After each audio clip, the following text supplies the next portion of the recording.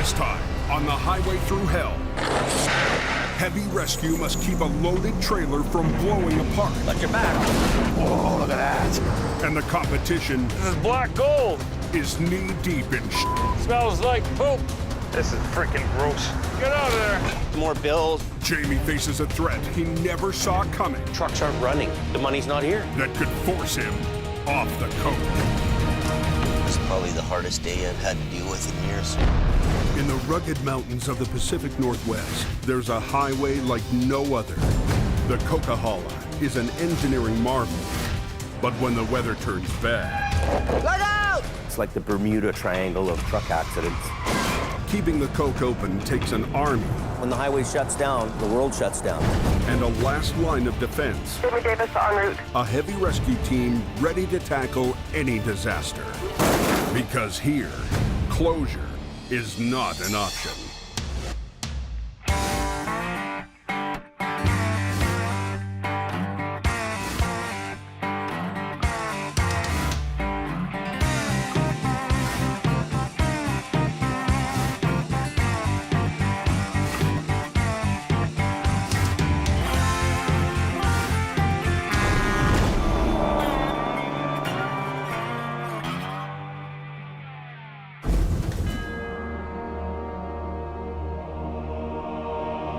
The last of winter is still biting at the highway through hell.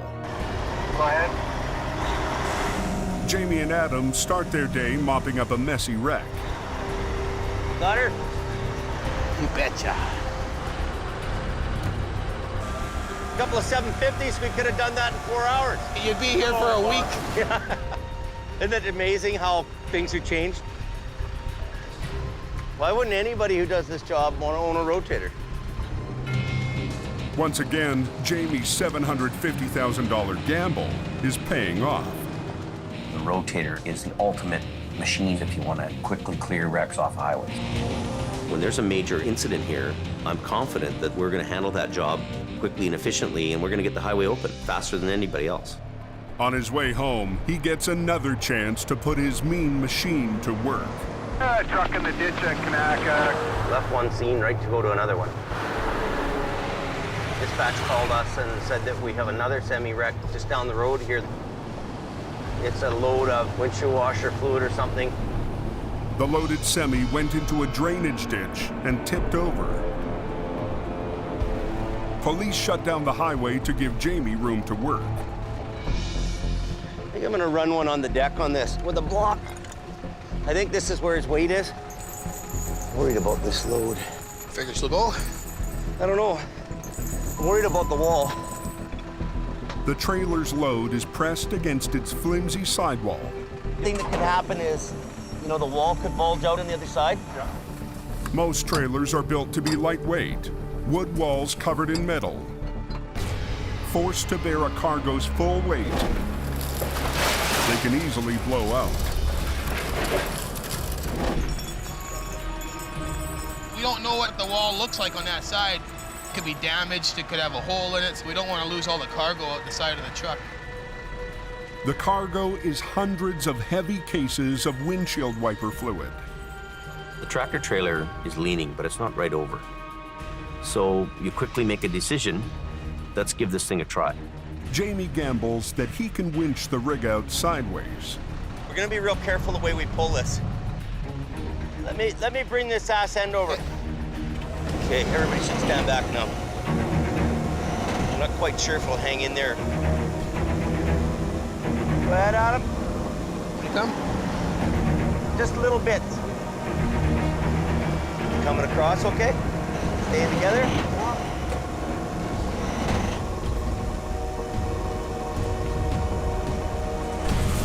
Watch your back. Look at this thing. Holy. I don't know what we're gonna do with that landing gear. The weight of the load is pushing the landing gear into the ground. The landing gear was kind of in the mire and it was grabbing onto the pavement, the trailer, and then the walls hanging there, and that's a real critical time. So, you know, what do? Do you keep pulling? Do you stop? Do you shovel it out? Traffic is backing up, and the police are pressuring Jamie to get the road reopened.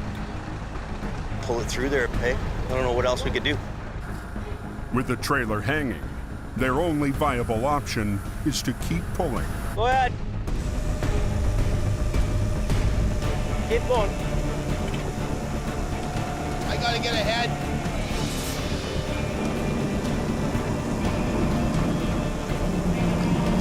We actually had the trailer right up on 2 wheels.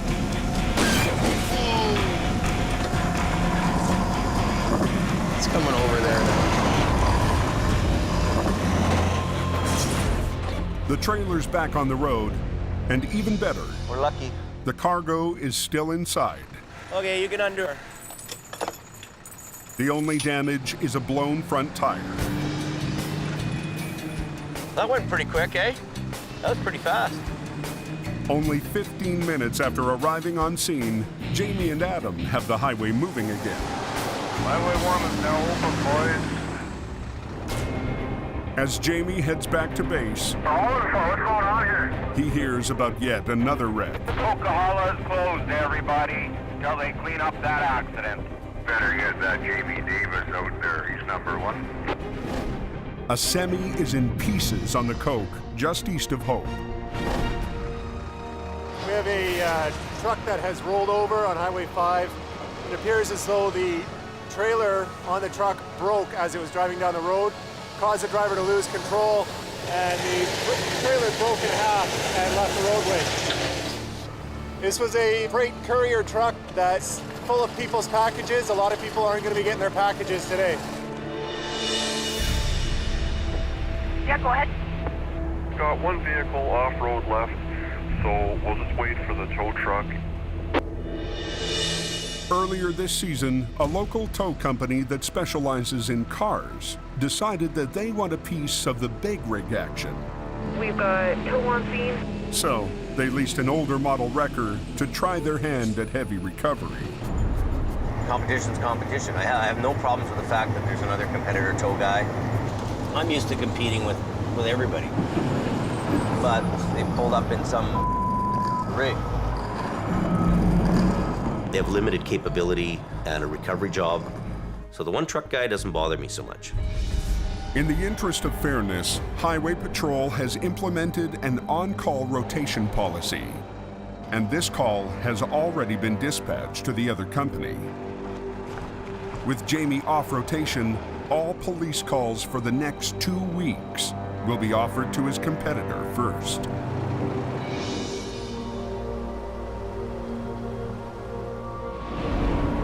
Higher up on the Coke, Jamie's car guy, Ken Monkhouse, is on the hunt. This is my family in Hope, me and the tow truck. General plan is you drive up and down the highway, they're looking for somebody that needs assistance. For Ken, this has been a tough winter. The competition thing is really ramped up. The competition has 7 trucks for towing cars. 7 trucks that do cars, and then on our side, me doing cars. 1 guy against 7 guys is, not even I can beat those odds. I'm pretty damn good, but nobody's that good. Nobody here looks like they need a hand. Ken started the season with high hopes. I'm hoping to do about 40 grand this winter. But so far, he's barely made a quarter of that. We're almost into March here, and the season's been an epic fail. The last 9 days, I've made $45, $5 a day. And I have a real hard time with personal failure.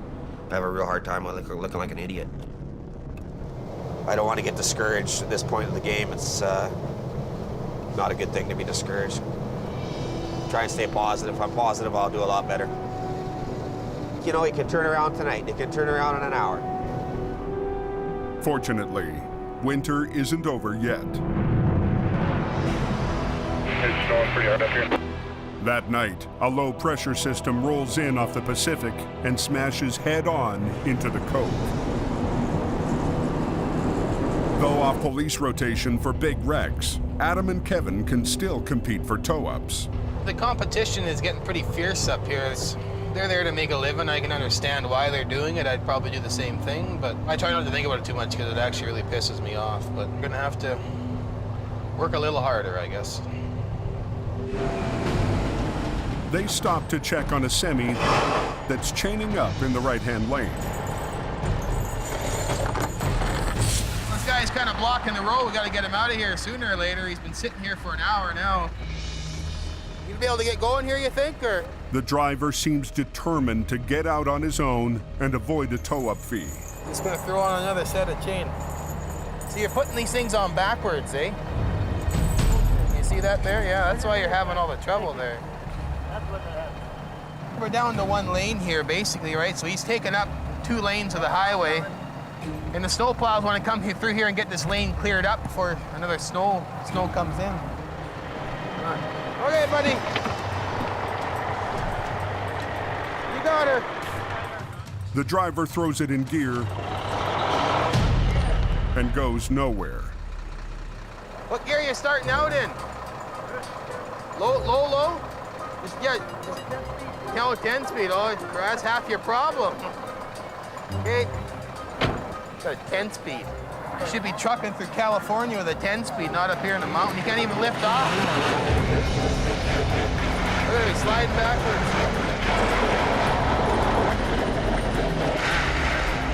You can't tell a guy how to drive because he knows how to drive, right? Something's got to give. Look at that chain, it's getting shredded.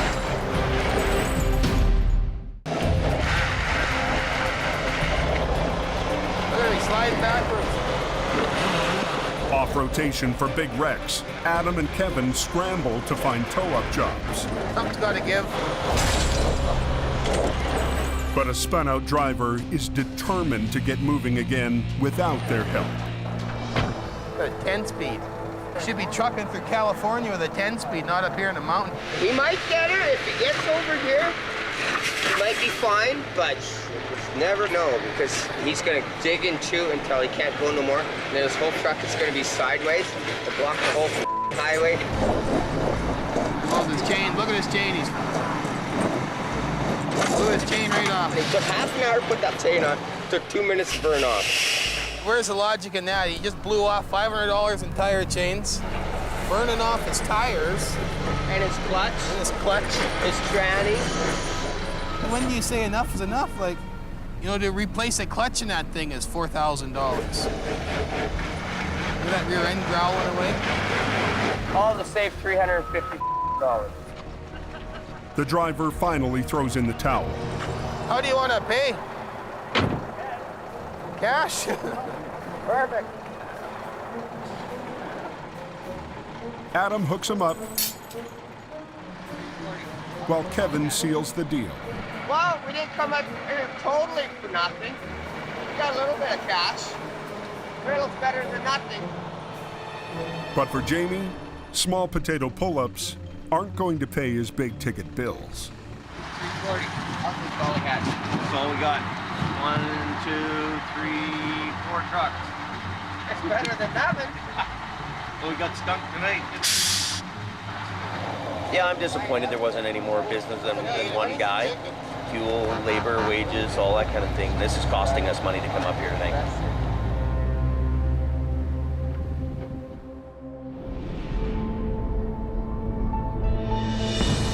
Morning brings another wreck to the Coke.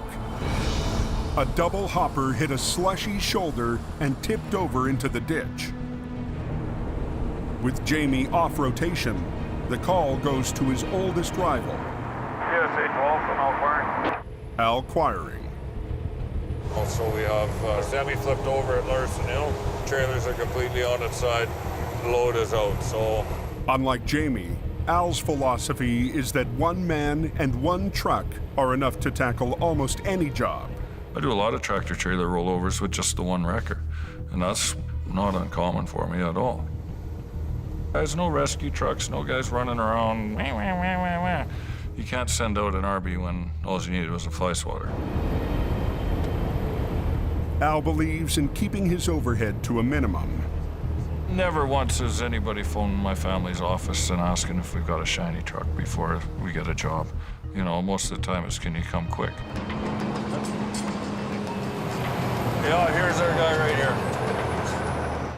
Wow, that's a lot of tension on there. But something about this job smells funny. Smells like poop. It is! It's stinky poop, Al! Yes, it is human waste. It's biosolids. It's processed from the sewage treatment plants. With only one wrecker, Al will have to upright one section at a time, starting with the cab. Now we're gonna hook the winch lines on and do us some pulling. If you want to take the hook down to the chain there, I'll pull from here. He recruits the trucking reps as swampers. We'll bring that right up to the D-ring there again. Al's Vulcan wrecker is equipped with a side winch, allowing him to pull from two directions at the same time.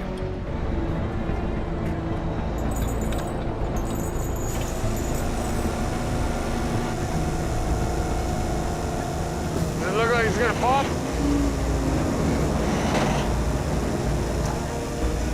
Just watch out, John. Get out of there.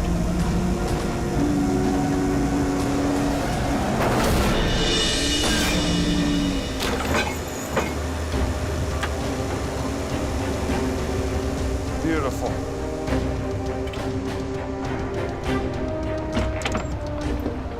Now, if the rest comes out that easy.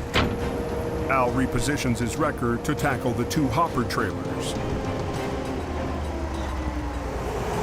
That was quick and easy to pull the tractor out. Hopefully the trailers will be the same. I'm used to flipping trailers over myself, so that's not a big deal. Gonna have to get out and have a look at the angle of the good angle.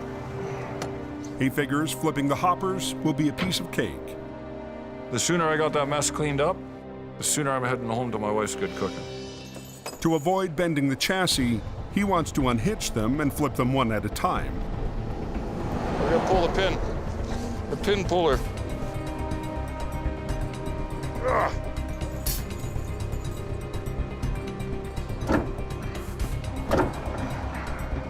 Is it moving? There's a pretty good twist on that, Al. The weight of the loaded hopper is putting too much pressure on the kingpin. I think you're gonna have to lift on this frame just to take that tension off. Yeah. Pull up and give her a little tug with the side pull there.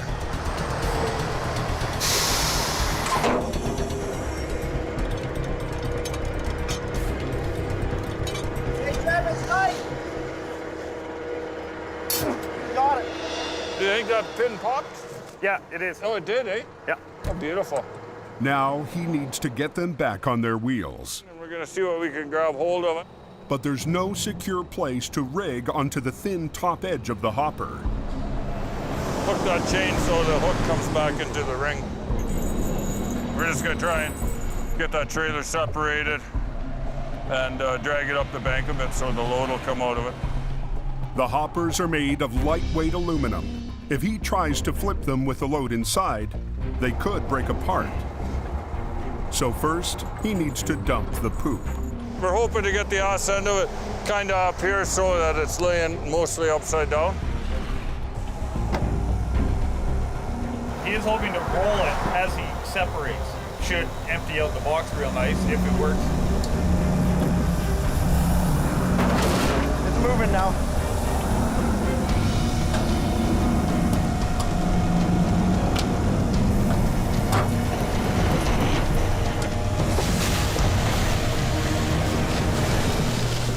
Let's have a look and see what we've done. Some of it rolled out, but not a lot.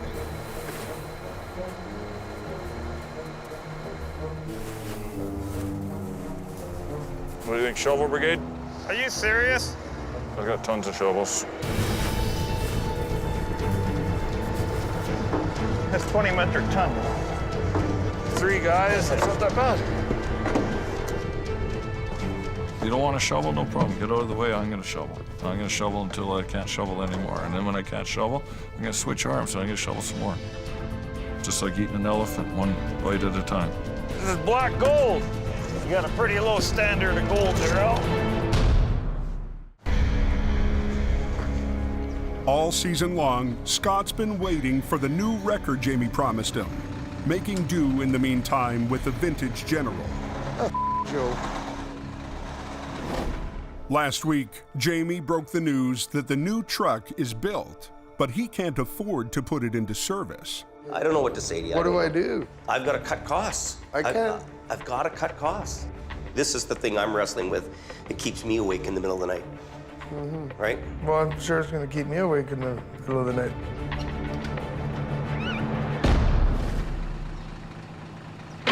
I committed to be here for this season, and well, I guess I'm just going to have to man up and just suck it up and take on the general, you know? But today, Jamie has a surprise for Scott. It may be months late, but all that is forgotten as the shiny new rig finally arrives. You guys knew it was coming too, didn't you? I knew it was coming. I didn't want to make you feel like we liked you or something. I know. Don't want to get your hopes up. The rebuilt Western Star Wrecker is state-of-the-art. It's a beautiful truck. That's everything you wanted. 600 horsepower Caterpillar in it. It's got a 20,000-pound front axle. Every full load bell and whistle on this thing, it's got everything. Yeah, it's nice. The light rack doesn't look the same as Adam's. It's sharper. Well, Adams is taller. It's got a more of a swoop to it. Yeah. Yeah. He said it was new and different from everybody else's, so. Because it was delivered so late, Jamie struck a deal where he doesn't have to make payments until he puts it into service. The only thing is, though, I can't license it and have it sitting here and me making payments on a truck that we'll hardly use. This thing will be $3,000 to $4,000 a month, and we won't license this till fall, if we keep it. He signs the check, I drive the truck.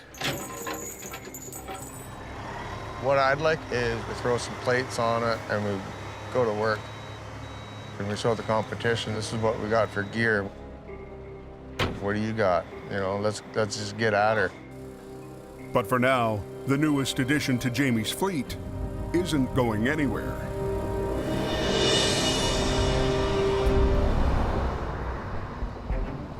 We could probably get a chain under the front of that box, and then as you lift, it's gonna roll. Back at the poop wreck, Al has given up any hope of recovering these hoppers on his own. The digger's here. This is freaking gross. He's requested an excavator to speed up the digging. He's gonna come around and just suck up a little bit of that goop out of there. He's also called in a backup wrecker. If you get a good scoop beside it, we can always just shovel into it, right?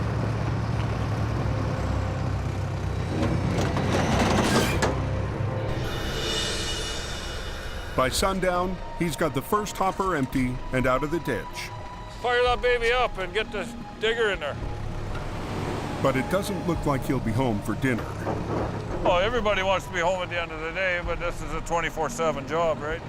And this job is far from over. Short one, long one. Al still has to get the last hopper out of the ditch. Flip this one over the same as we did the other one. Yep. And he'll use 2 wreckers to do it. Back her up a bit. Back her up a bit? Oh yeah, you're way too far away. Okay. We're not dragging, we got to lift. You see your boom is here? Yeah. The load is over there. Yeah. Where do you want me to go with this one? You see the ring there? Oh, you okay? I've already got one here, Al. He's had to shift from being the lone wolf Right here. to leader of the pack. No. Look out! Gord, just cut the wheels hard to the right and go forward. You're repositioning or coming off? Yeah, cut her loose. Same chain as Give me a before, little bit more. I got 8 people asking to do everything at once. Just undo the chain. Leave the chain there. I don't have enough, Al. Hey, we're digging the landing leg in, Al. Watch out, John. Get out of there. Gotta have a victory steak. But that steak may be coming with eggs for breakfast. Go time, but when we're done, it might be morning time. So.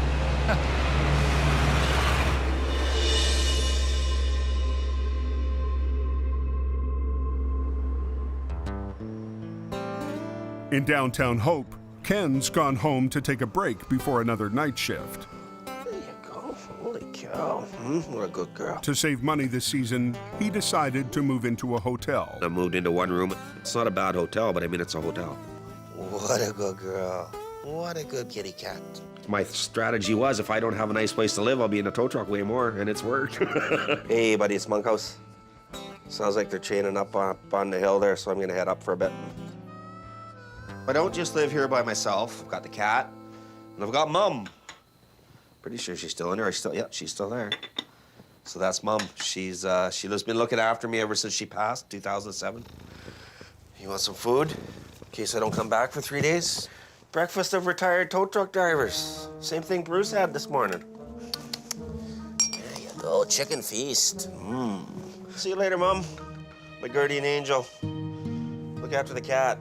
No fighting with Mom.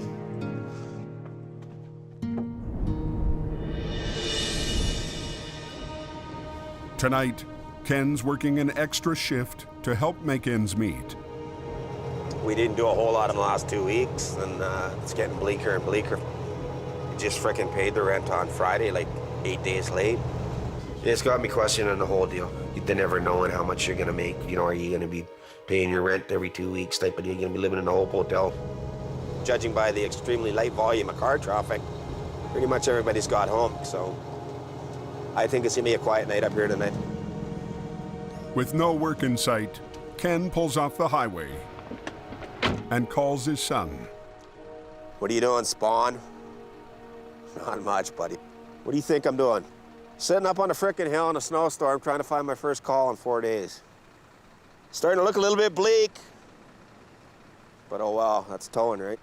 Winter Monkhouse is my son. He's 29 years old. He's a good kid, doing really well for himself. Lots of confidence, way more confidence than I ever had. He's doing really well for himself. I'm really proud of him. When you coming out? Oh, the 28th, the day after my birthday, so you don't gotta buy me a present. Isn't that convenient?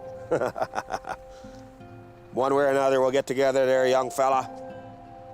You might have to come up to Hope, though. Okay, buddy. Yeah, you have a good night. Love you, too. Bye-bye. Good kid. Surprisingly, you know, coming from me.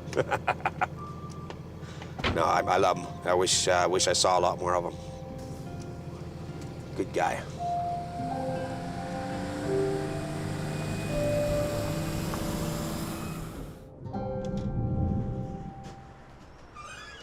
After another night of no work, Ken tries to find luck elsewhere.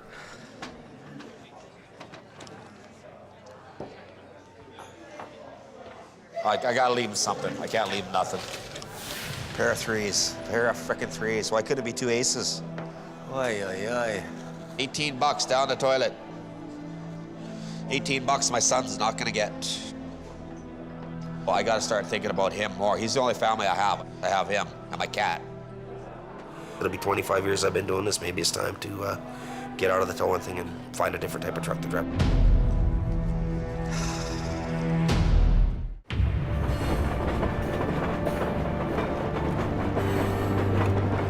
Jamie has been off police rotation for a week now, and the reality of having no wrecks to recover is starting to sink in.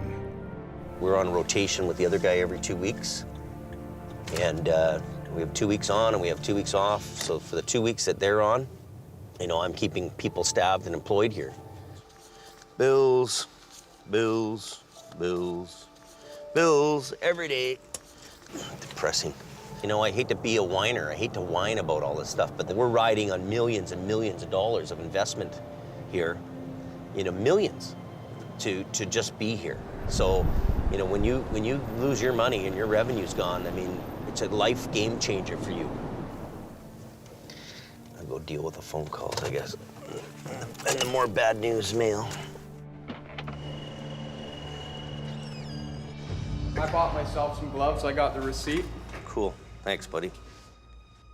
Why are we buying 3 of these things? $215, like.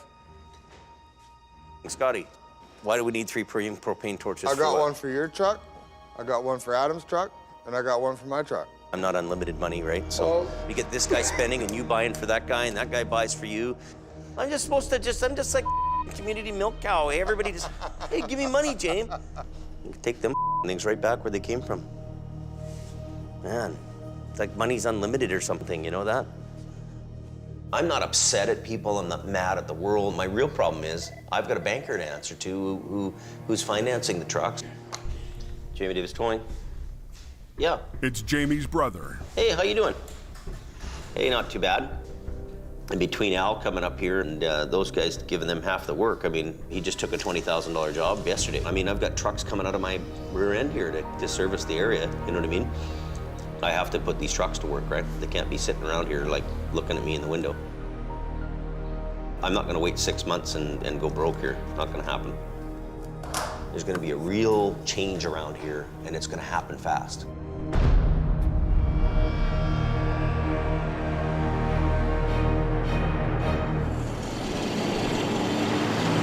Later that night, trucker radio reports a wreck on the Coke. Northbound, got a smashed up vehicle. There's a parking job. Hope nobody's hurt. His call originally came into us as a multi-vehicle collision near the snow shed on Highway 5. Unknown injuries. The two-car collision has shut down one of the northbound lanes. Though he's still off rotation, Adam can't resist responding. The company that is on call is nowhere in sight. I'm not willing to sit here and wait for towing to get here, so it happens. You gotta get the highway open. Thanks a lot. I'm just glad to be alive. Yeah. The stunned driver of one of the cars was slowing down when he got slammed from behind. It's like if you can look in your rearview mirror and you see somebody coming to kill you, basically, because he was coming so fast. He hit me so hard, I went around and... Oh, so you spun right around? Yeah. Oh, my God. I've got 2 dogs with me, and I thought they were dead. I thought I was dead, but I've just kind of got them bundled up here so they're okay. I wouldn't want my dogs to die. Adams called for backup, and the hungry crew will take any work they can get. I don't like towing little cars at all, for any reason, anytime, anywhere. But there won't be a whole lot of work, so now we have to supplement our income by picking up as much work as we can. And if we can be Johnny on the spot, well, we'll give it a little shot, you know? Within minutes, they've got the highway open. So we're hooked up and we're heading for home. Okay. Adam's pretty good. He's one of the best drivers that we've dealt with up here, and always gets things taken care of fast for us. What's going on up on the Coke? I'm gonna need at least one heavy wrecker for a truck and trailer. When news of another wreck comes over the radio, You and Adam both heading to this? Roger. Adam and Scott shift into high gear. Jackknife truck about 15K up the road. Sounds like he's southbound across all lanes of traffic. I guess there's somebody all bent in shape up there is up here, northbound. Okay, I gotta get you up on him. We'll have 20 minutes on him anyways, Adam. Get this thing cleared up before he even gets there. A jackknife semi has both lanes shut down. Adam and Scott's wreckers are the first to arrive on scene. But the competition shows up only minutes later. And because he's on rotation, he gets the job. Yeah, we won't need your iron today. Thanks for coming next time. This one's too easy. What's on the road, man? That's half the job. It's too simple. I don't need a rotator and 4 tow trucks and I don't know. What are you doing? Between getting an assault charge, I might as well just go home. Adam walks off the field, but Scott decides to stay and watch the game play out. I just wait for a few minutes. It's their job scene, and they've made it very clear that it's their job scene. Okay, you're off. Free country, I'd be where I want to be. We'll just stay parked where we are.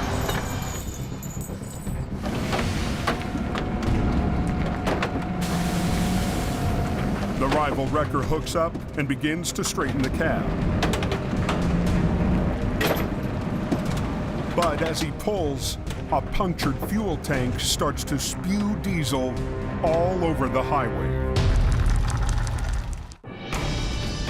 A jackknife truck is blocking northbound lanes on the Coke.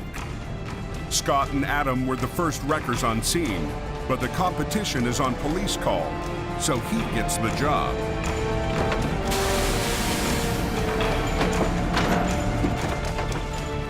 Scott stays to watch and notices the wreck is leaking diesel fuel. They're well aware of this, I take it? Well, you know what? They should be, but apparently they're not too concerned about that. When you have a fuel leak, you got to stop that fuel. If they had the proper equipment, they could contain that fuel leak instead of letting it go into the environment.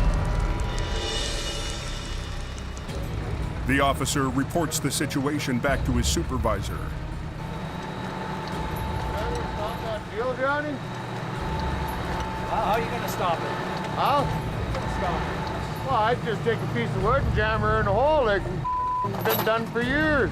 He doesn't even know how to stop a simple fuel leak. I mean, that's heavy towing 101. You get to an accident, you see fuel leaking, you get your cedar wedges and you start pounding them in the holes.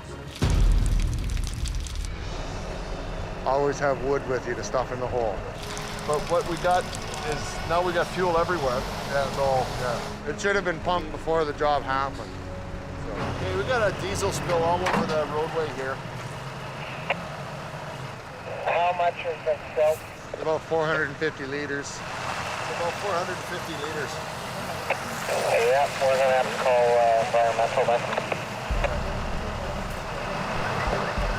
That's a lot of diesel. Yes, sir. An environmental spill like this could cost tens of thousands of dollars to clean up. So you're with Jamie Davis. That's right. Okay. I just stayed to observe what's going on, and he doesn't like me pointing out their faults. That's why we spend millions of dollars on gear, and he spends. Does anyone have a pump we can pump it? We do. You do. We do. We got a pump too, but by the time we get it done and rigged up, it's already been punched out all over the road anyway. Well, it doesn't start leaking until you pulled it off the landing gear. We have to pump it before we can drag it anyways. You know what he's doing is he's making for a dangerous situation on the other side, because that fuel is going to go over the other lane of traffic, and you know what diesel and ice does. Yeah. Okay, hang on. Yeah. Diesel and ice is just probably the most slippery substance in the planet. Preference, you pump the tank first, the traffic can wait. The fuel is more important than the traffic right now, so. If we could keep the fuel down to a minimum spill, we can clean up. But the competition's pump is still back in town. Until it gets here, he decides to take Scott's advice for plugging the holes. It definitely slows down the leakage until you get your pump. Okay, well, it's kind of too late now, so. Yeah. It's frustrating. It is. It is frustrating.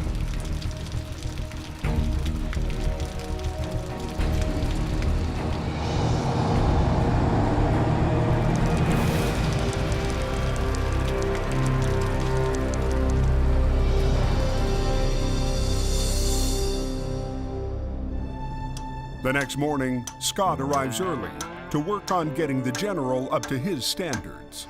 I gotta drive the old girl. I might as well give her a bit of a cleanup. So what happened on the coke there last night? When we first got on scene, there's no fuel leaking, there's no nothing. He just shows up, throws a hook, and starts yanking. We have a whole yard full of updated modern equipment to handle these jobs. Yeah. I can see the writing on the wall. Now I'm faced with the reality that 50% of our business is gone. In a 2-day deal, I mean, there's $25,000 in work that went out the window to the competitor. So now it's starting to hit home for me. It's a rough, hard road to be in. I don't recommend people to get into this business, I tell you that. In a second, in a New York minute, you're done. My whole life's in a turmoil. All of a sudden, we have no work here. What do I do with all these employees? What do I do with the trucks? You know, closer's not an option. So I have to either auction off those high-end trucks or find another home where they can go work and make some money. It's a really hard day for me. This is probably the hardest day I've had to deal with in years.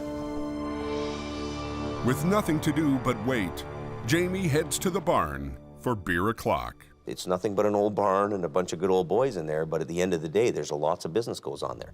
Everything around me has beat me to the ground where I can't even really supply the service. It's not a lack of knowledge that's holding you back here. It's a lack of business, and you don't feel you can. Well, we can't survive. Really, we can't survive. We have a guy who's taken 50% of the rec work out from us from the RCMP. So the phones aren't ringing. trucks aren't running. There's no work. The money's not here. These are realities that I've got to face and I've got to deal with. You know, like, you've been barking up a lot of trees looking for the cat, but you haven't hit the right tree to get the right cat. If he's gonna wind up packing it in here, he might as well make an attempt somewhere else. There's money in the oil fields. Go to the oil fields. Go to Alberta. Fort Mac has got people lined up, you know, for tows. If you go to Fort Mac and try it, I don't think you'll ever look back. So why aren't you trying Fort Mac? The opportunity's there to try. Why wouldn't you try it? I'd definitely be looking at that for an option. What have you got to lose? Being off police rotation is killing Jamie's business. We have a guy who's taken 50% of the rec work out from us from the RCMP. So the phones aren't ringing, trucks aren't running. With a big crew, a fleet of trucks sitting idle, and bills piling up. Bills every day. He's reached a breaking point. Well, we can't survive. We can't survive. So why aren't you trying Fort Mac? What have you got to lose? Fort McMurray is a boom town, 900 miles away in the heart of oil country. We keep getting drawn to Fort McMurray. So oil fields are going crazy up there with work. So maybe me and Adam got to go to Alberta, and they'll appreciate a couple guys like us who come out there and do the job for them. Population in Fort McMurray, 72,000 people in that town. Look at the streets, 5 abreast on that street. Pretty big town. Yeah. They do a quick web search to check out the competition. Have you looked at this guy? Yeah, he doesn't really have much of a sight. Have you looked at them? No, what's he got? I don't know. Yeah, that guy. He's got pretty big stuff. Yeah, but he's got one tandem though, right? Yeah, he's heavy duty. Fort McMurray, that's been in the back of our mind, but now I think we're at a point where we really don't have any choice. The next morning, Jamie and Adam decide to take advantage of being off rotation. Okay, we've made a commitment that, we know we're not gonna starve here all summer. I'm not doing it. He certainly doesn't want to do it. He's gotta feed his family. I'm not gonna wait around till the banker's phoning wanting to come and repo my truck. I gotta go put these trucks to work. So we're on it, we're going, so. Well, we're gonna hop in our pickup, I guess, and go up to Fort Mac and hunt around. We'll go do some scouting and check it out and see what happens. So we're on the way to Fort Mac, so I'll call you later. Bye. I have no doubt in my mind there's a ton of work because it's like the economic engine of Canada. It could be a good idea. Jamie's a visionary. Jamie's been in business a long time, so who knows? It's a huge gamble. A new town, new competition, a new highway. Do I really want to go and play in somebody else's sandbox? Not really. Not 100% certain. I don't think Adam's 100% certain. And I can't stop here and cry over spilt milk. You're either going ahead or you're going backwards. I'm looking forward to it, but in the same hand, I'm nervous about it.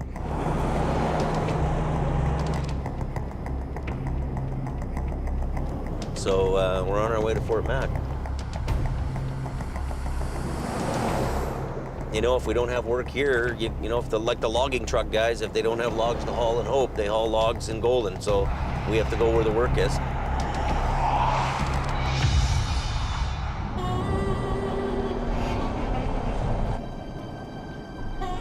After 16 hours of driving, they arrive at Highway 63, a notorious stretch of road that's the main lifeline into the remote northern oil fields.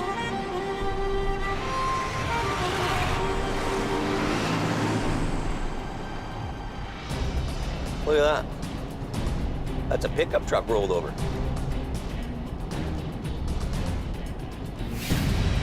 I can't believe they leave cars in a ditch like this around here.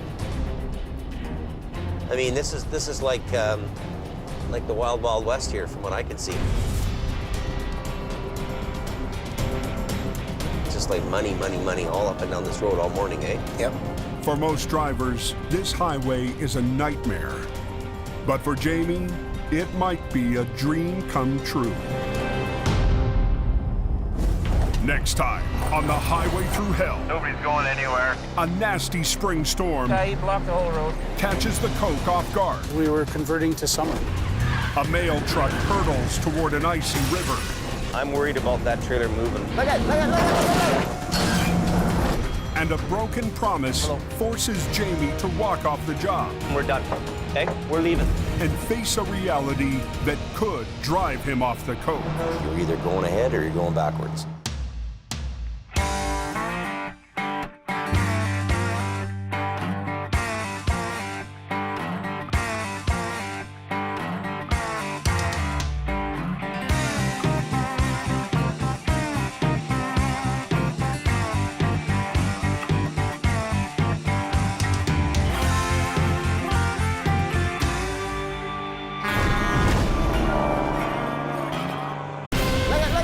This time, on the highway through hell, Jamie Davis and his heavy rescue team take a very special look at the season that was in what could be their final beer o'clock in hope. A wicked winter of wrecks Chaos up there. and heartbreak forced Jamie to make the most difficult choice of his life. Everything around me has beaten me to the ground. He turns to his trusted crew The reason I called you guys all in today, to decide whether to stay on the coke look at that. or leave Money, money, money all up and down this road. for the rich towing grounds in Canada's booming north.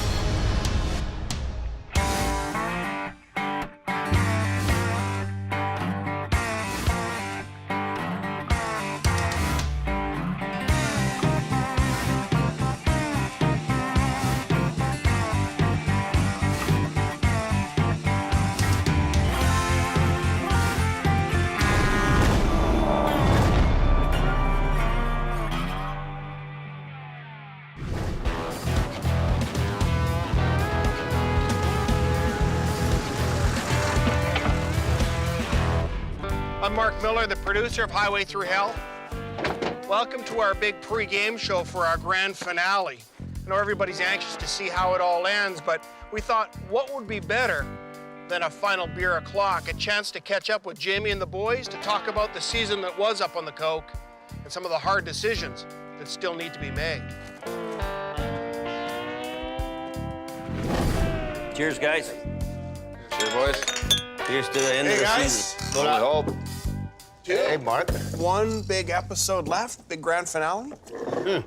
What's it like for you guys? Now you've been on TV a year, a full season. Oh, it's great. I'm amazed at how kids enjoy the show. Kids start dressing up as you at Halloween. You know, you're either very frightening. Even just going grocery shopping, you got people following you through the grocery store. If you walk by somebody, you can just tell they're looking at you like, I know that guy. Some guy banging on my door 8 o'clock Sunday morning wanting free posters. So people know who you are. Oh, yeah. And I mean, I'm not as recognizable as these guys. I mean, but I get it a lot. Oh my God, you got a good haircut. I got the same barber as you bastard. Well, listen, we figured that we would take kind of an unofficial poll of some of the top wrecks. We'll roll some tape, count them down, see if you guys agree with what our poll says. The reefer started to jackknife, then drove up the road into a ravine full of trees. You got the stumps here in the way. You go backwards, it's gonna hit that tree more. The other side of the trailer is so badly crinkled and wrinkled from the trees and all that that the integrity is gone. Adam! Why was that such a complex problem, that one? The trailer was so structurally damaged. On the other side of the trailer, people couldn't see that. We don't think it's recoverable, but we'll try. So our goal really was to get it out on the road and get it upright so that it could be unloaded. Did the trees tear up the side of the thing, or? Yeah. It was just, on a scale of 1 to 10, it was at 8 already, damage-wise. And, we got 20% chance of bringing it out.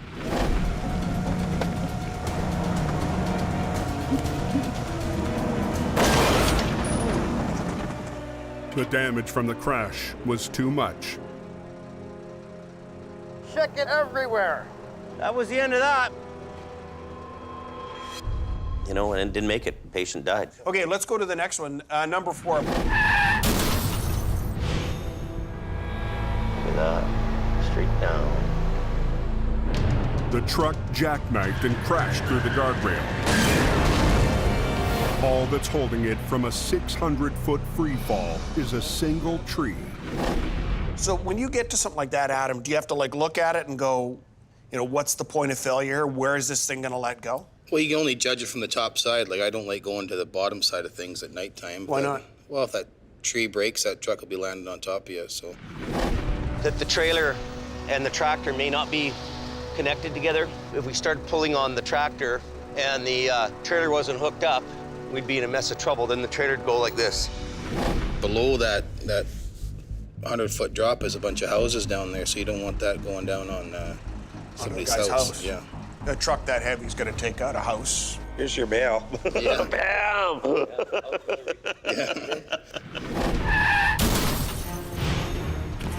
Hey, let's go. Grab this line. Come on.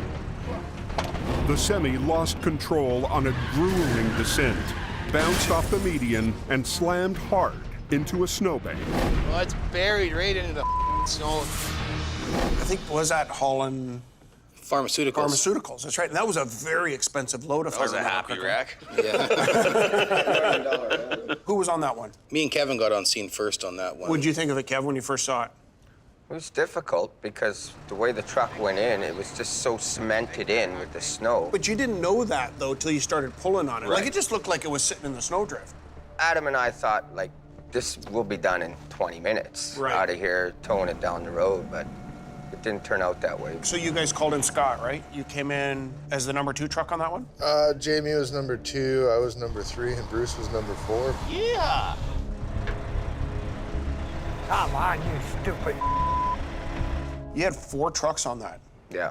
It's just jackknifed a little bit in the ditch. It boggled everybody's mind how much gear and iron we put on that thing, and it wasn't coming.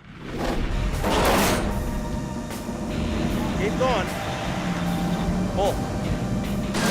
We got a lot of trucks in this thing. It's just planted in there, man. It's just like cement.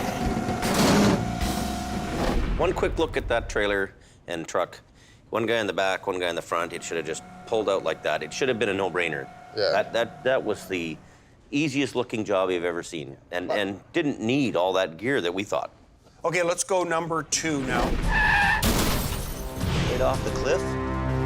Holy. The Super Bee hit a rock, swerved, and went off the edge of a cliff. It's got to be, what, 200 feet down? It's being held by a few trees 200 feet down. But the bigger problem is the active railroad track 200 feet below that. So do you feel pressure now that you got this road, you got this load teetering on the edge? It builds up your stress level somewhat, because you're dealing with the highways being shut down and blocking that road. You're dealing with the wreck, and you're dealing with the rail underneath. So there's lots of components, plus all your crew, flagging. There's a whole array of stuff going on. Is everybody out of the way? I can't believe that guy got out of there, man. I shot you. Unbelievable.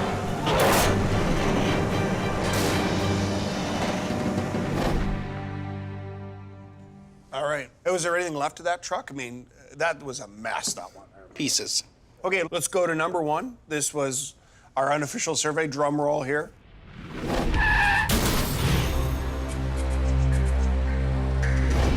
The trailer spun 180 degrees, then slid into a ditch.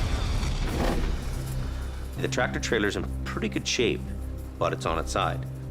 Fairly intact. The walls bowed out a little bit. You look it over, this guy's done hardly any damage to this thing, and all he needs to be is write it up, and he's gonna be away to the races. Jamie thinks he can pull off the holy grail of recovery, saving the truck so it can drive away cargo intact. This wreck here, number 1, was probably the best wreck of the whole season. I mean, to be able to upright a tractor trailer probably worth $500,000. Yeah. That's recovery. Ice on the road is causing the wheels to slide. We need gravel. Just let the bag start popping out, and I'll give you the moment. She's ready. Top one. Top one, top one. Top one, top one. Okay, good.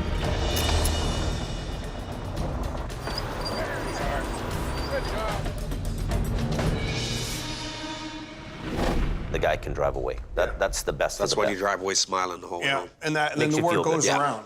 Yeah. Right? It feels good, eh? I mean, that final shot in that scene, truck goes driving away. With the guy's little doggy in the front. Yeah, save that one. What would your vote be for the worst wreck of the season? Bell's Crossing. Yeah.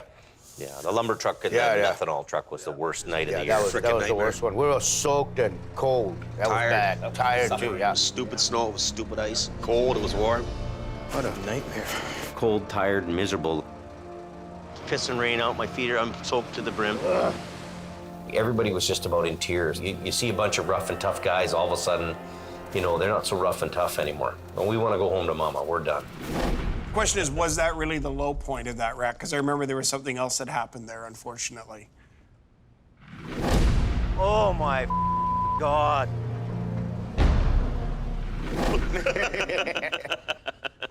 Listen, when we come back, we'll talk to you more about that moment. So let's take a quick break, and then we'll come back and talk to the comeback kid about his return. Over in the shop, the crew is worried about what all this means for their future. The rumors are, I guess, the fort's moving to Fort Mac, so I guess we're all gone. I don't know. We'll see how it is. You know, there's obviously we're going to have some discussion on what's going on and what his intentions are and all the rest of that BS. I don't know what's going on. I don't know if I'm gonna keep being a car guy in hope, or does he want me to go up there and be part of the A team, or am I even on the A team? Am I still the B team? I don't know. Hopefully we'll find out soon. It's kind of frustrating. Communication around here sometimes isn't as good as it could be. Don't make me get jazzy over here and show you how it's done. Keep pressure on that line. Keep pressure, man. Like, I'm not 300 pounds like everyone else. Pull it back now. I'm gonna get really pissed Pull! off. Don't yell at Get me, in your buddy. truck and go Don't home. yell at me. Don't yell Get at in me. your truck and leave. You don't tell me what to do. You Get don't in your yell at truck me. and leave. If Yeah, you show don't off do for the it, you're camera. told, leave. Show off to the camera, Scotty. That's Go away. I thought you were a good person. It's kind of like a captain of a ship. When the captain speaks, people do as they're told. And if you have people that aren't doing as they're told, the best thing to do is just tell that person just to go away. Does he still have it? You know, he's kind of almost a pensioner now, but I think he's okay. He's a good operator. He's got lots of oil field experience. Well, the first real test for him was pretty early in the season. You were out of town with Kevin, and there you were, on your own. He's got this big wreck, and there's, you know, Jamie's out of town, Adam's out, Kevin's out. Tractor trailer flipped over on its side, blocking both lanes of traffic.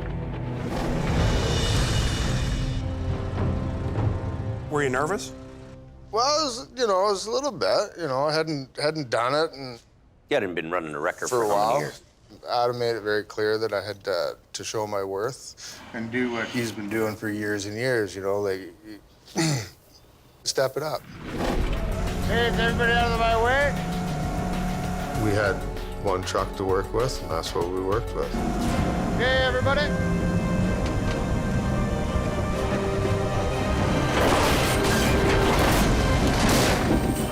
That was cool. Textbook. Okay, let's rig her down, boys. Nothing 80% about it was 100% perfect. You don't know until you try. It's like hitting a home run in your return from the minors. I think that's kind of like a grand slam, they call it. You felt pretty good, didn't you? I did. But how did he do? What do you guys think? You see that tape? He still got it.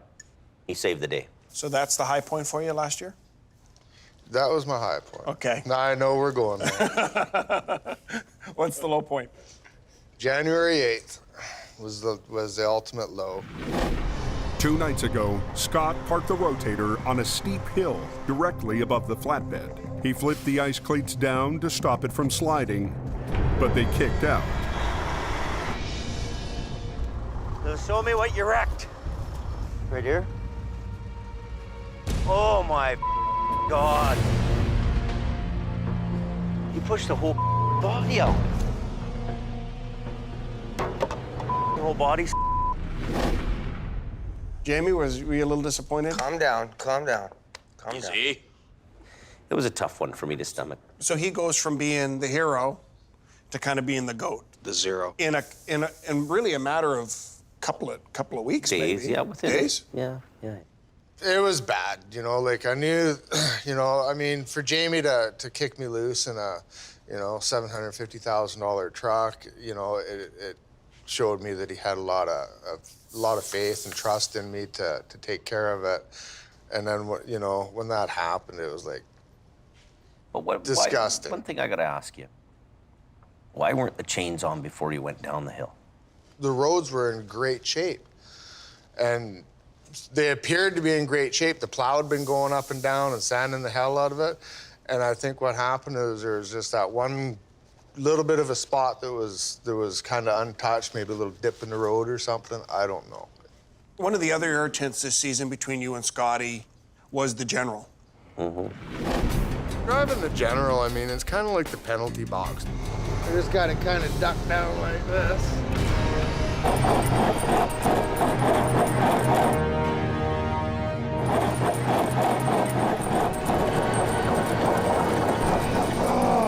The General truly is an embarrassing truck to drive.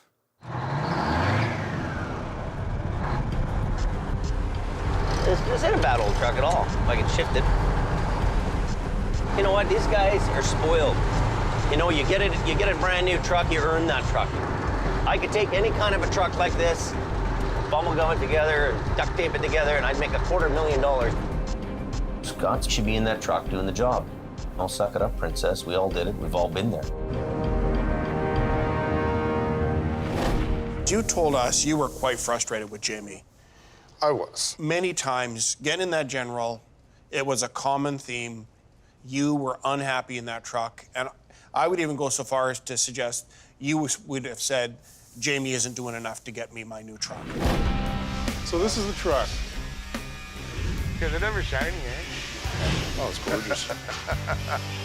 What kind of a timeline are we looking at? So we're a couple weeks out? A couple of weeks out. Okay. My personal thought was there could have been a little bit more effort put into making sure that truck was done, or trying to make it a little bit quicker than it was. You know, I'm just run off the beetle. Have you ever... Oh, God. Huh? No. Come on. I can't relax because there's so many things that people are always calling on me. I need to start saying no. We had battles all season Did you guys long. argue about We that? argued all pigeonhole. You know what? It became such a sore spot.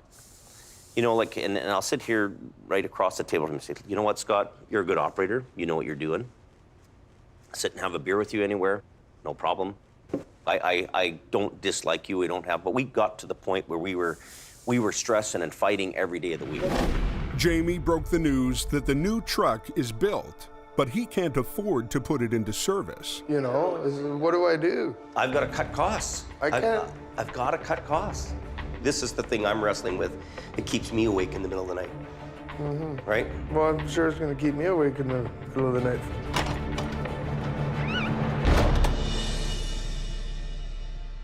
Well, near the end of the season, you know, we basically saw your truck arrive on the back of the flatbed. Yeah.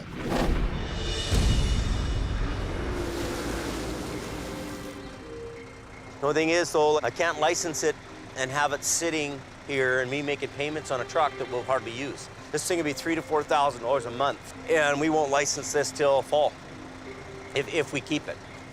I've done everything that I've been asked to do by Jamie, and now I just got the biggest kick in the I've ever had, you know? It's like, I wasted my whole winter. Wasted it. He gave up a good money job in Alberta to come. Yeah. Did you feel a responsibility to deliver on your promise? I think that I did everything I could possibly do, given the circumstances that are beyond my control. He got kind of shafted in the whole thing. I'm not denying that. But at the end of the day, I didn't shaft him personally. It wasn't me saying, hey, Scott, I'm gonna give you the gears and put a knife in your back. Everybody has their own personal feeling. Do you wish that you didn't come to Hope? Do you wish you would have stayed with your job in Alberta? I kind of wish that, you know, if we seen things that things weren't going to work out when they were supposed to, that, you know, maybe I should have pulled the pin on it. My question is, do you regret coming here? That's a tough one. It's tough to say. No, you know what? There's some bittersweet moments there. I mean, you know. And I'll be fair to Scott too. There was a lot of times during the winter, he saved our ass on the job. Even though other people didn't fulfill their obligations to me, I committed to be here for this season. Point of the matter is the job still has to get done. Back at the yard, Jamie's got a surprise up his sleeve for Scott. Come here, you lying, cheating, thieving bastard. So here's the deal. Guy walks up in the airport. You're from that show, Highway Through Hell. He says, yeah. I'm not signing autographs. I'm the grumpy old fart on that show.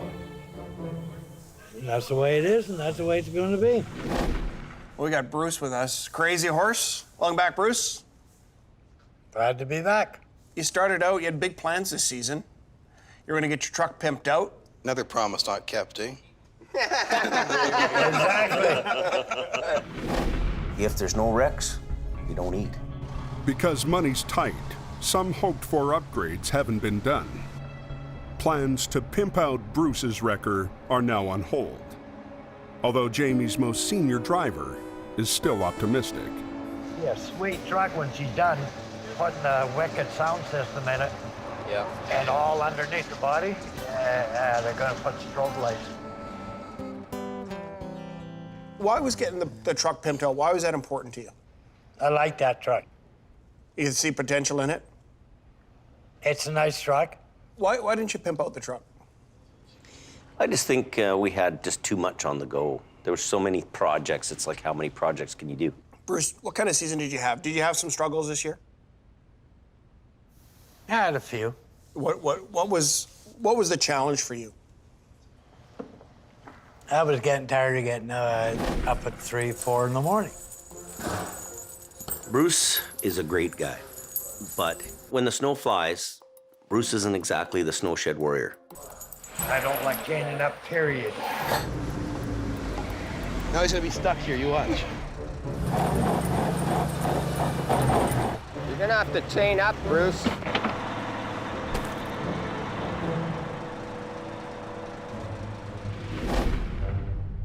Putting on chains. What is it about chains? I mean, it's part of the job, man. They're chains. They're chains. I won't put them on if I do not have to. There were a couple times when you showed up on the mountain, everybody else was chained up, you didn't have any chains on. I mean, you've got to know that that's going to get you into trouble potentially, no? Gets me into trouble, I get into trouble. Caused me a few stressful moments. Why? Most of the time he was telling me to blow it out my ass and he'd do whatever the hell he wanted to do. So it's like, okay, how much of that can you take, right? So, you know, I've got Adam going hard and heavy, and I remember one night you were sleeping in a pullout somewhere, weren't you, on the highway? And it's like I'm driving by, putting my chains on, and I'm going,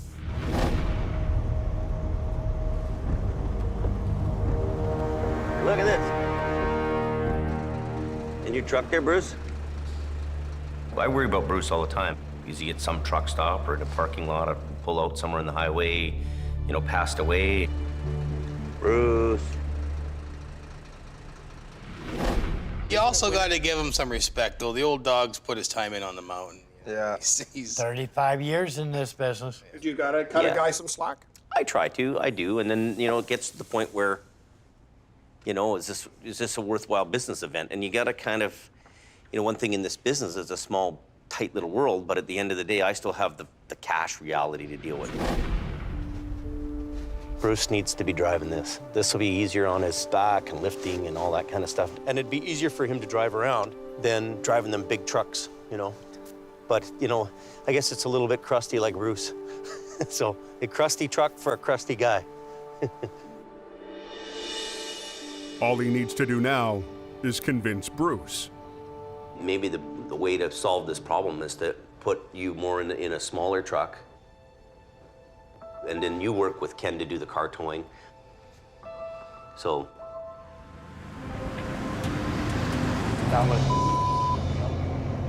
Don't appreciate people saying I can't handle this. job. But what did you think? When you asked him to go to a smaller truck, he wouldn't. You were frustrated. I was trying to take the stress off him, put him in a job where he could still make some money. Ultimately, Bruce, at the end of the day, why is it hard for you to move into a smaller truck? I don't like small trucks. Is it a pride thing? Yeah, It's pride. yeah. There's more money in big stuff than there is in small stuff. You gotta do 5 times the work in a little truck than Exactly. The work is lighter work, though, too. Here's the thing. I mean, you know, picking those heavy chains up. You're coming back from 10 years off the job. I'm pushing 48 years old. At the end of the day, you don't get out of bed as quick. You don't bend over as easy, and as you age, it gets tougher and tougher to do. Did you feel a responsibility to move him into a smaller truck to lighten the load on him? Yes, and that was my way. I didn't really want Bruce to retire. That wasn't my goal. Hey, Bruce. The final straw for Bruce was a phone call from a customer saying that he did $15,000 damage that I've got to pay for. I got to go over some with you. They said that thing's $15,000 damage to that truck. Yeah. Like, I don't know what's going on lately, though, but it's just like you're upside down, you know what I mean? Up in the... No, no, a minute. This is a hard thing for me to talk to you about, even, Bruce. I love you to death, Bruce, but I think you need to retire. I really do.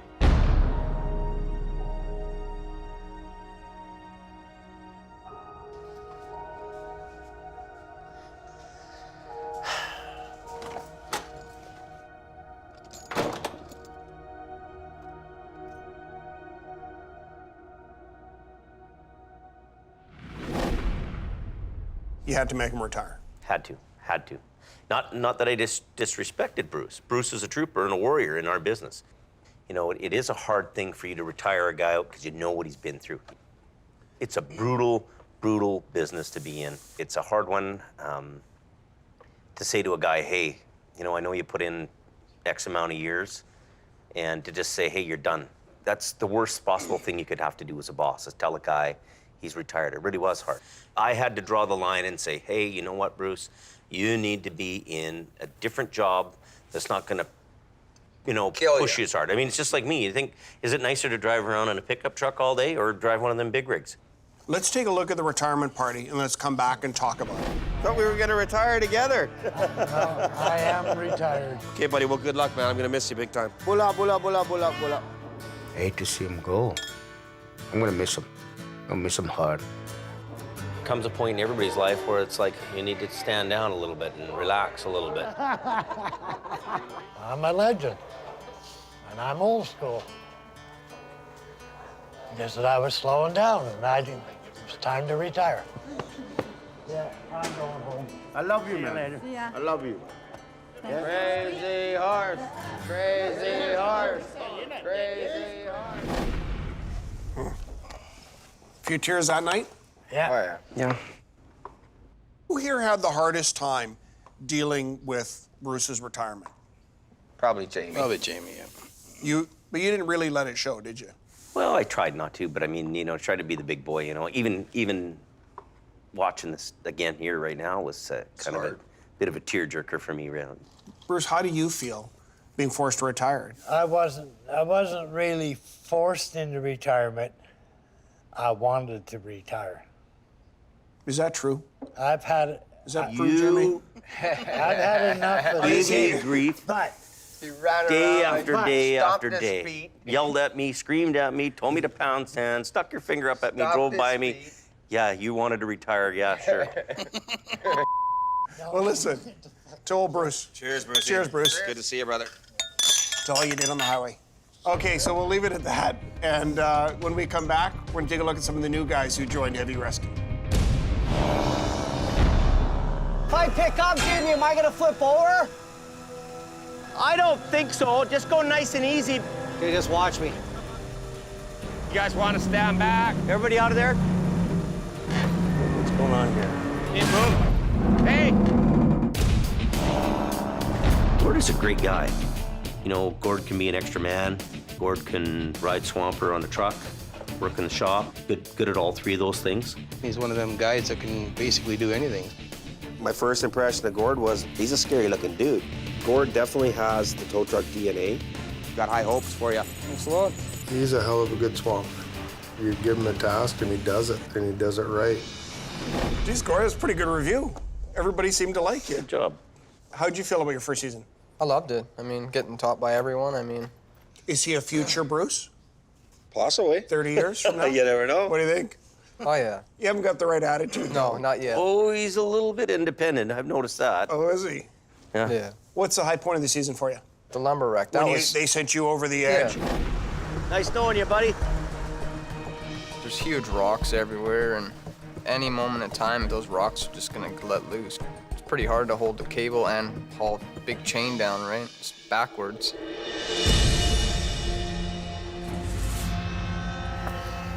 Is he okay? You all right? Hole right there. That just come apart. Stay back, Gord. Okay, here it comes. It actually jumped off.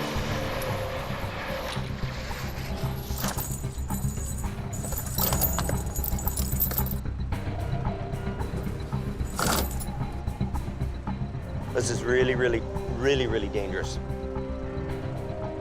He just so much as juggles the lumber underneath him. It's like a domino effect. It'll just go. Be careful to not upset that thing. It's just sitting on its own, right? You move that trailer a little bit, it could take off on you, right? Go ahead, with the bolt. It feels good when the boss trusts you to go down the hill and do the job. That was the first time you'd ever swamped? By myself, yeah. Adrian said, you know what? Here's your work and get it done, right? You looked at it and you went, what? Yeah, I was like, wow, this is gonna be huge. You're not a giant guy, though. You're like you're a little guy. You're probably the littlest guy in the crew, right? Yeah. He's got a big heart. Oh, yeah. Yeah, but big heart, can that carry a snatch block and all that chain? Oh, yeah. Well, basically, my piercings hold me down to the ground, right? Oh, yeah, is that I what won't it is? fall over, so. Listen, one kind of surprising moment that we didn't know about you was we got to meet somebody kind of special in your life. Oh, my daughter, Addison, yeah. So what's happening? Hello. Yeah. How are you? Good. Yeah?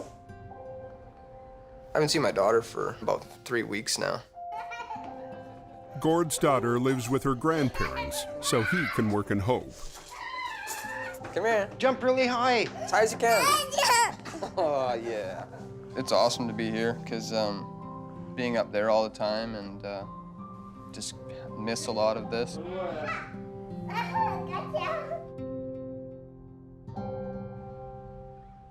That was a pretty cool moment. Oh, yeah. She's great. So another new guy who started, Chris, you came from Ontario. How did you guys find each other? They were looking for somebody. I ran heavy tow truck, and We'll take it and go. We needed more help for the winter, so we thought, okay, we need the guy right now. We hire him on the spot. I'll even open the door for you, so. Chris is confident he can handle whatever the Coke throws his way. Woohoo! I did the exact same thing in Ontario. Just want to rock out. That's my goal. In one of the episodes, you're driving up Highway 1. Oh, yeah. Adam had said to me, he goes, you got to really watch that road for rocks that will slash your tires. And I'm, okay. And then I'm cruising up Highway 1 to get to this wreck. Never driven this highway. Absolutely not. 100% have ever drove this highway. So I have not a clue where I'm going. I'm just going to look to see where this accident is and see if they need help. And then I'm following a plow guy, and this plow guy's going around and he's got the blade down there. Like, there's like no snow, and you see rocks, and you could hear the rocks hitting the plow.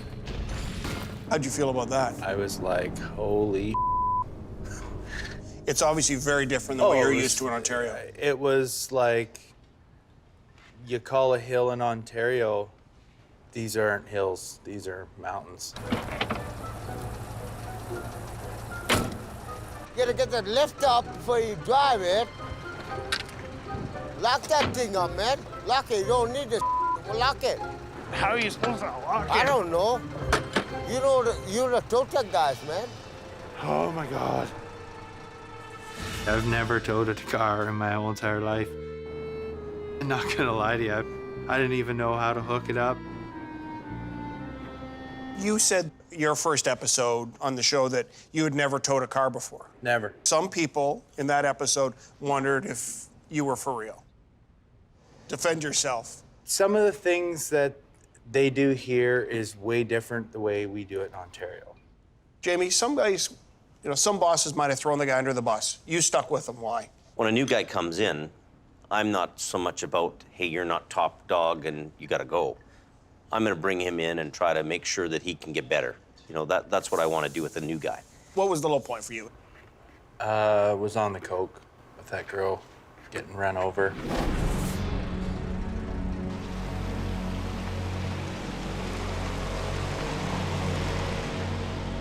Another vehicle came down the hill, struck that vehicle again, and then struck the woman that got out to help and killed her.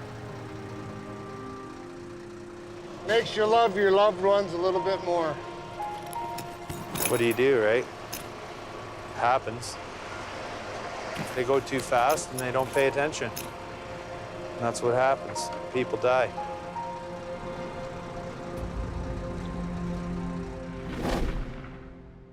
For you, that's probably the first time you've ever run into death at a wreck scene, right? No. I've been to a couple different fatals in Ontario, but not like that. That was a sad one, wasn't it? It was, I gotta say, it's probably one of the saddest incidences that I've had to encounter in all the years of towing, She was a good Samaritan, got out to help. She was a nurse Yeah, or something. nurse. But I can't imagine it gets any easier for you guys. I mean, dealing with death, do you ever get used to it? When you come across that, there's an emptiness. You live with that emptiness for a while, you think about it. 5 years down the road, you'll think about it and feel that same little bit of emptiness about it. Knowing full well that every one of these accidents is preventable. You agree with Slow that, Jim? down. Yeah, I think a lot of times people are used to their small town and then they don't understand the conditions and they're not really prepared for that sharp corner or that up and down. So they're out of their element coming to the mountains. If the roads are that bad, Stay home. go to sleep. Stay home. Do you think the show's changed people's driving habits at all? Well, I think over the last season, we really seen a marked, noticeable reduction in accidents all over this area. People have been way better prepared for traveling. Yeah? Yeah. Yeah. Well, maybe some good will come out of this then. Yeah? Yeah. Yeah. I hope a lot of the young people that watch the show are influenced in a positive way where they want to get involved in the industry. Thanks for Rylan. I love to sign posters for them at the different truck shows and interact with them when I can in between trying to run the business. Adam, do you want to sign this, buddy? See you later, partners. Thanks, Jamie. Let's say something funny to him. Sure, do whatever you want, yeah. Anything? Okay, stay out of the ditch. Make sure you tune into Season 2, the finale of Highway Through Hell, and watch me outsmart the competition again. Watch me kick Jamie's butt, the Highway Through Hell season finale. There it is, the Green Goblin. Well, I don't know where they are. I haven't seen them around. It's kind of odd. They're probably in bed sleeping, making cupcakes. Probably making cupcakes. Al believes in keeping his overhead to a minimum. Never once has anybody phoned my family's office and asking if we've got a shiny truck before we get a job. Al, is it really true? That's funny. One guy, one truck, enough to keep the Coke open? You've got to learn to do on your own. Like these guys, they run around and have all kinds of people doing different things. There's some things not at all, but it's... There's a good dig. Yeah. I've watched my grandpa tow on the same corners you guys think you need rotators and this and that for. I used to watch my grandpa do it with an old Home 750 wrecker. So Usually we're off the highway in a couple hours, and one truck, it'll take you all day to clear a simple B train. Well, what is more important? I mean, is it more important just to get the thing done fast, throw a whole bunch of iron at it? as long as you can get things opened up and be cost effective to the customer. Cost effective? Is there anything? Some days I wish I didn't start at all. Cost effective. Is it not true that our industry already works at half price? Half the price compared to our neighboring jurisdictions. So how much more cost effective do you need to be for them? Is it really cost effective to make that customer on one wreck wait a whole day to get his truck off the road? Well, everybody wants to be home at the end of the day, but this is a 24/7 job, right? He's had to shift from being the lone wolf to leader of the pack. Look out! Gord, just cut the wheels hard to the right and go forward. You're repositioning or coming off? Yeah, cut her loose. Same change as Give me a before, little bit more.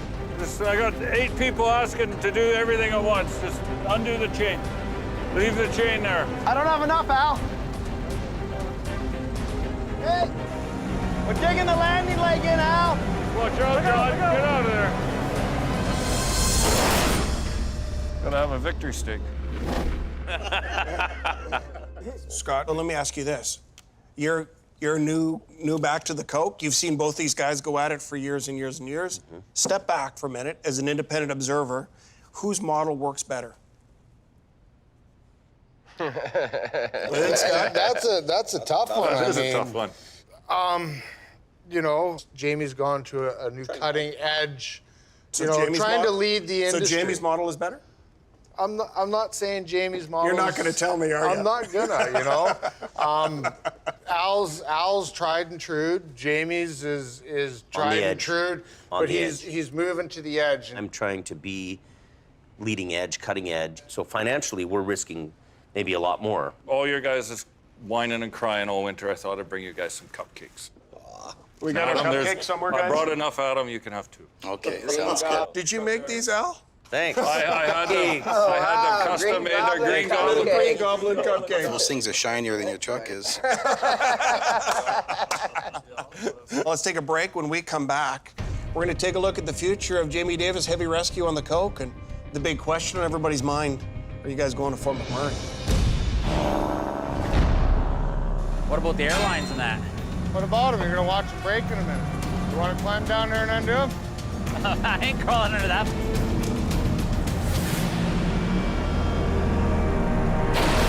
Whoa! Look at, look at, look at, look at, look at.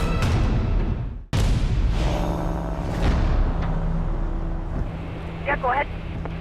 Got one vehicle off-road left, so we'll just wait for the tow truck.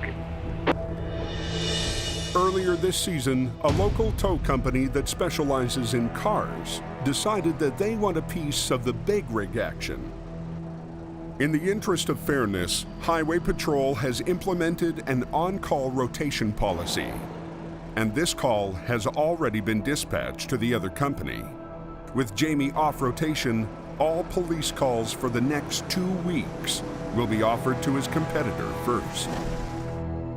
This idea of rotation, 2 weeks on, 2 weeks off, sharing it with your competition, how's that affecting you? How's that hurting you? Never, you know, competition's good in any form. Sure you it need is. competitors. It's taken years to build up our program in order to handle the types of accidents that are here, come up with the guys, the equipment, and put that package together into something, to make it into something that'll actually do a job. You start cutting the budget in half. As much as we're a private business, we're also an essential service to the highway. We're in a service that keeps the road open to the public. So at the end of the day, if we can't function financially, we can't do the job. So in this last episode that we just saw, you came up with this idea, which I think was cooked up here in the barn. Everything around me has beaten me to the ground where I can't even really supply the service. It's not a lack of knowledge that's holding you back here. It's a lack of business, and you don't feel you can. Well, we can't survive. Survive. Really, we can't survive. So, why aren't you trying Fort Mac? What have you got to lose? Fort McMurray is a boom town, 900 miles away in the heart of oil country. We keep getting drawn to Fort McMurray. The oil fields are going crazy up there with work. So maybe we've got to go to Alberta, and they'll appreciate a couple guys like us who come out there and do the job for them. One of the things you guys looked at doing was going to Alberta. And tell me the first time you heard about potentially going to Fort McMurray. What was your first sort of thought? I know there's a lot of work in Fort McMurray. I know Jamie's got the equipment, Jamie's got the expertise, and he's got the people. The cons for me is that I love being in Hope, and Alberta's is a long way from me. I grew up 2 blocks from the ocean. I love the ocean, I love the mountains, I love the BC thing. And you've worked up there, right? I've worked in the area a little bit. What do yeah. you think of that place? Well, it's a very expensive place to be. The paperwork involved in being there, and the Cold. certifications, and the cold. It's not cheap up there, right? It's a very expensive proposition. And what do you think? The only thing I'm struggling with is my family. leaving my family behind. And do I really want to uproot my family? I don't know. What do you do? Is it an easy sell for you? You know, that decision may be made for us in business. It may not be our decision. I really don't want to go and play in somebody else's sandbox. Bottom line is, if you can't afford to pay the fuel bills or pay all the bills, you may be forced out. Or the other option is we have to degrade our equipment and levels and people in order to stay here and survive. Well, Jamie's got a big decision here for the Coke, for his company, for his family at home. To find out what happens, you're going to have to tune in to the season finale of Highway Through Hell. Next time on the Highway Through Hell. Nobody's going anywhere. A nasty spring storm Guy, he blocked the whole road. catches the Coke off guard. We were converting to summer. A mail truck hurtles toward an icy river. I'm worried about that trailer moving. And a broken promise forces Jamie to walk off the job. We're done. Okay? We're leaving.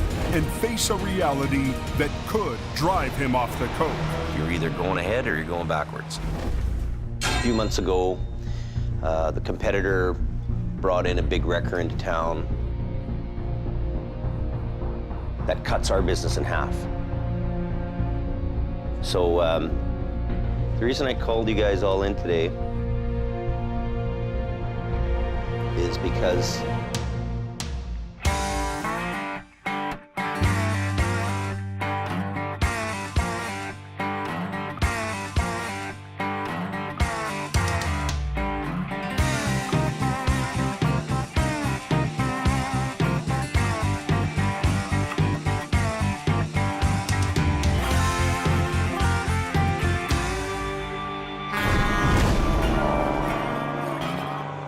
This time on the Highway Through Hell. Nobody's going anywhere. A nasty spring storm Guy, he blocked the whole road. catches the Coke off guard. We were converting to summer. A mail truck hurtles toward an icy river. I'm worried about that trailer moving. And a broken promise forces Jamie to walk off the job. We're done. Okay? We're leaving. And face a reality that could drive him off the Coke. you're either going ahead or you're going backwards. In the rugged mountains of the Pacific Northwest, there's a highway like no other. The Coquihalla is an engineering marvel. But when the weather turns bad... Look out! It's like the Bermuda Triangle of truck accidents. Keeping the Coke open takes an army. When the highway shuts down, the world shuts down. And a last line of defense. Jimmy Davis en route. A heavy rescue team ready to tackle any disaster. Because here, closure is not an option.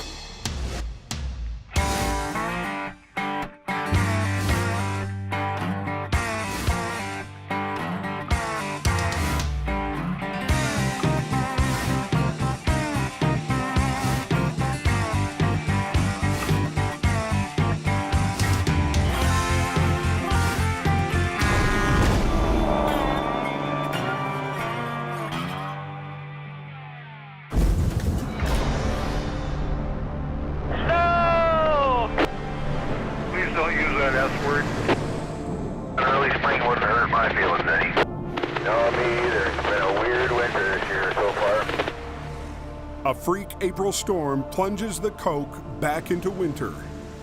That looks nasty. The joys of being a truck driver. Highway crews figured the snow season was over. This comes as a little bit of a surprise. Normally we don't get this kind of a snowfall at this time of year. Right now we've got 2 plow trucks and 2 tow plows working. We don't have all our equipment up and running because we were converting to summer. It's not long before a jackknife shuts down the northbound lane. No, nothing's getting through. This guy, he blocked the whole road for me. And road crews have their hands full. Shouldn't be too long. We're just waiting for the tow truck. Plow truck drivers trying to slow everybody down here. There's about a dozen tractors towing a couple of cars, but nobody's going anywhere.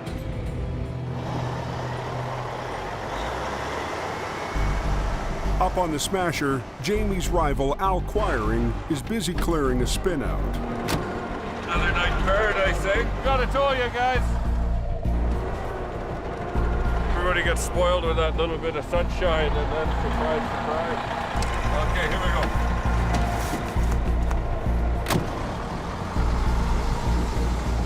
Tonight, Al came prepared.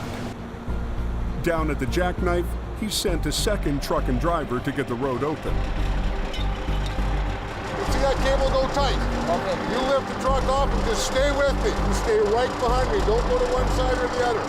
Okay? Jamie Davis competition that's doing all the work up there today. Not quite. At the bottom of the Coke, Scott is trying to play catch-up in the vintage General. Did I mention this truck sucks? There's no room for me to get in here and work. Hey! Well, let's go see if we can't make $1 or $2, eh?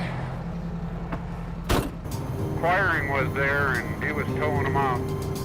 Just hold everybody and they can send them back to Hope. Al, the one-man band. Since there's nothing left, old Al got her. There's no trucks left. There's a couple of cars. Not wanting to go home empty-handed, he stops to help a driver in distress. You need a little pull, do you? Probably do, eh?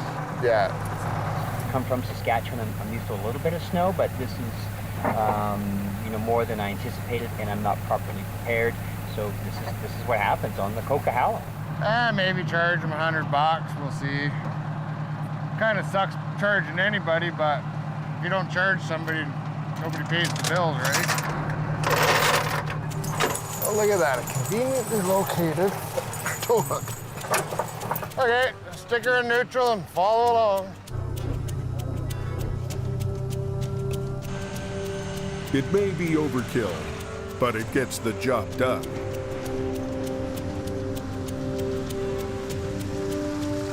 Thank you for being here, man. Really, seriously. I wish all my customers were so happy. Save my bacon, brother. Okay. So much. Hey, Safe don't forget travels. to take your card. You bet, you too, eh? The one guy not on the hill tonight is Jamie's lead driver, Adam. That's because he's 900 miles away. 2 days ago, he and Jamie drove north to scout out the oil boom town of Fort McMurray. Sammy's barreling down on us. Yeah. Look at him go. Their mission, to save Jamie's company. Recently, a new police rotation policy forced Jamie to split work with a rival company. 2 weeks on, 2 weeks off. Well, I can see the writing on the wall. Now I'm faced with the reality of 50% of our business is gone. I'm not gonna wait around till the banker's phoning wanting to come and repo my truck. I gotta go put these trucks to work. There's money in the oil fields. Go to the oil fields. Go to Alberta. If you go to Fort Mac and try it, I don't think you'll ever look back. Why wouldn't you try it? What have you got to lose?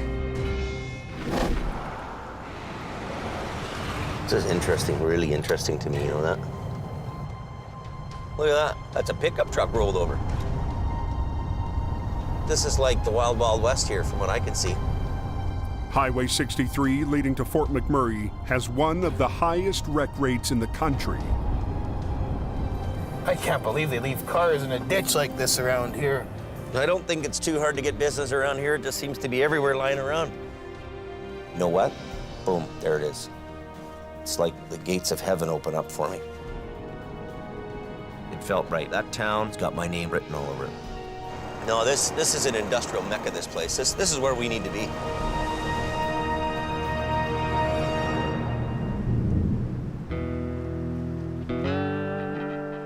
Two days later, they're back in Hope.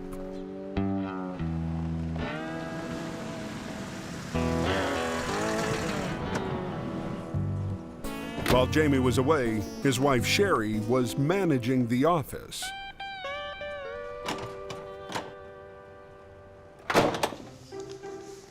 What's going on here? Hey, get them out That's of here. just the beginning. Well, this isn't a pretty smelly girl place, right? This isn't... No, it is, Jamie, right? It's all about what the person wants it to be. What happened to my desk? How come it's all neat? Because that's the way a desk should look. Hang on, this isn't right. I won't know where anything is. Leave it the way it had it. Murphy. While Jamie tries to get his office back, over in the shop, the crew is worried about their future. The rumors are, I guess, the fort's moving to Fort Mac, so and I guess we're all gone. I don't know. We'll see how it is. know, there's obviously we're gonna have to have some discussion on what's going on and what his intentions are and all the rest of that BS. Communication around here sometimes isn't as good as it could be.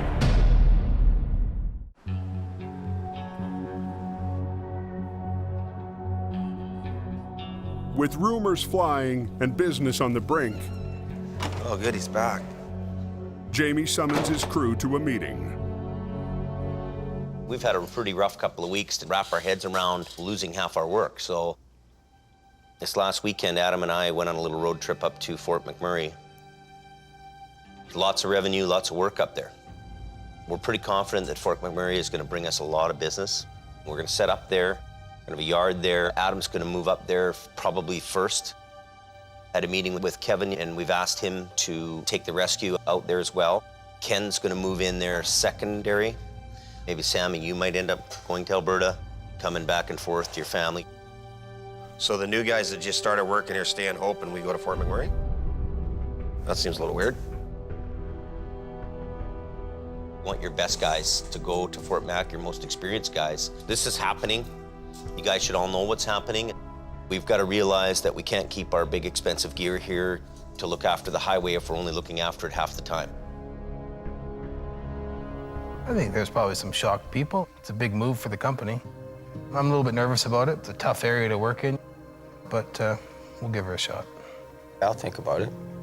I'm not 100% for sure I'm going.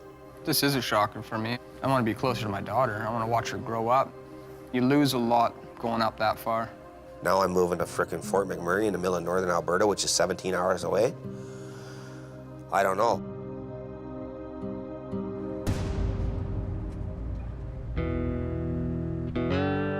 The next morning, a client calls Jamie for a recovery on a back road.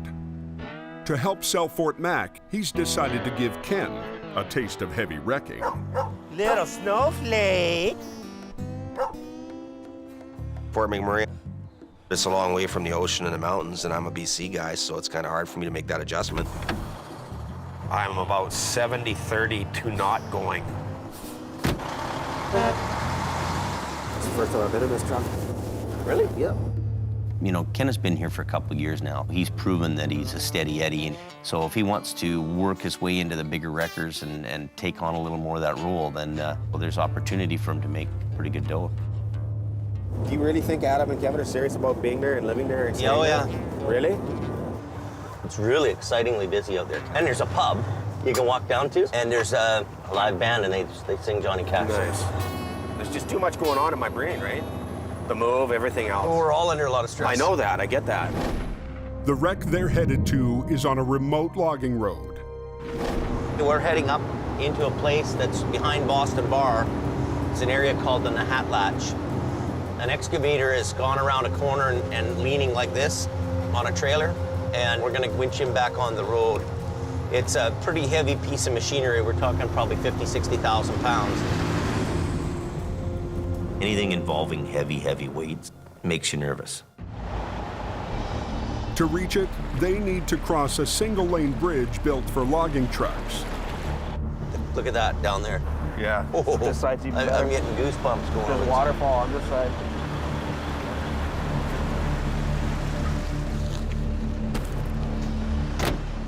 How's it going? I've had better days, bud. The low bed went into a ditch, and now the excavator it was carrying is on the verge of slipping off. Well, those chains are holding that frickin' machine from sliding. That's what it is. The driver wrapped a chain around a tree to keep the excavator from falling off. Oh, God. Are you comfortable that that'll stay on there with that chain that's holding them on there? Wow. Or should we put more on? Or? Oh, I don't know. You want to look at it? Yeah. You can see what I tried to do, right? To hold it, which is good. What we'll do is I'll come back in here and we'll put a line off that tree a little bit, maybe around your, big bearing, your middle section. And we'll get the boom out and we'll try to lift the trailer back up on the road. Jamie's plan is to pull from two directions at once. He'll rig a snatch block to a tree to hold onto the excavator. Then he'll use his boom arm to lift the trailer out of the ditch. To put one of these in the rail and around on each side on the trailer. Okay. We're just gonna put this strap around the tree. Where do you want to go with that? Back to the tree?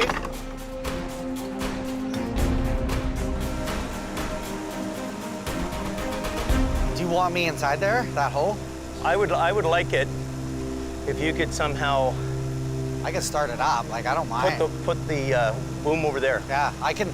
Well, I Or do can you wanna push try to up. push? I can push up, and it'll pick me up a bit. Okay, if you want to get in it and help us along. This is a very fine line recovery. Somebody could get hurt. Somebody could get killed. Somebody doesn't play the fiddle just right. We got a problem. You good? Okay. What's the problem here? He needs to push.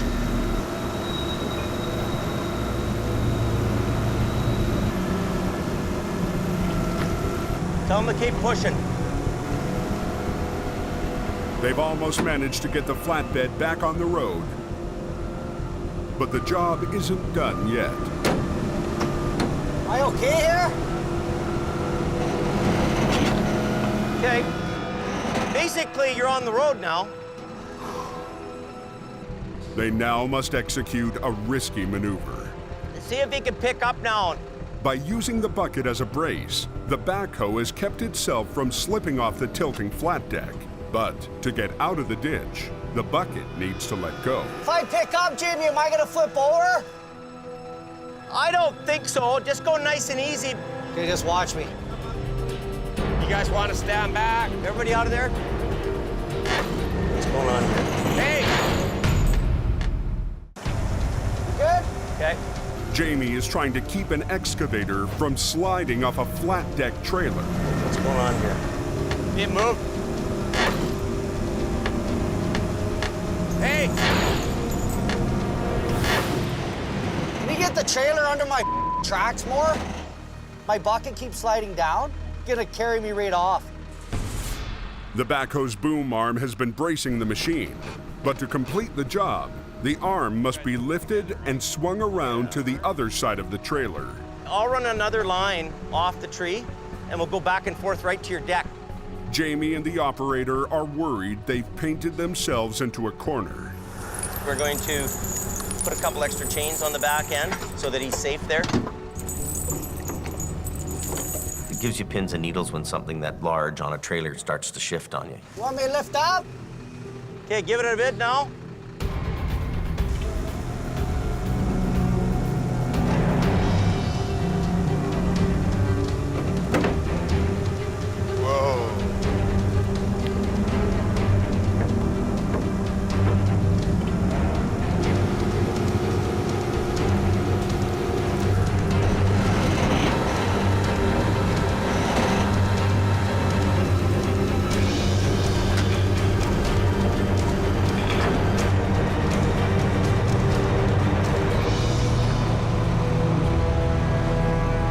That's working out good. Now we get the weight on the other side. That was a little scary. Whoa. We're done. They'll just chain it off again and tie it up, and they'll be on their way. Yeah, I was ready to flip over, so that's very stressful. Very. You want to run one of these lines in first for a bit? Sure. For Ken, this is the shot at heavy rescue he's been waiting for. That's why I moved to Hope, was to do heavy rescue. At the end of the day, you feel like you worked a really good day, and on payday, you got a really good paycheck.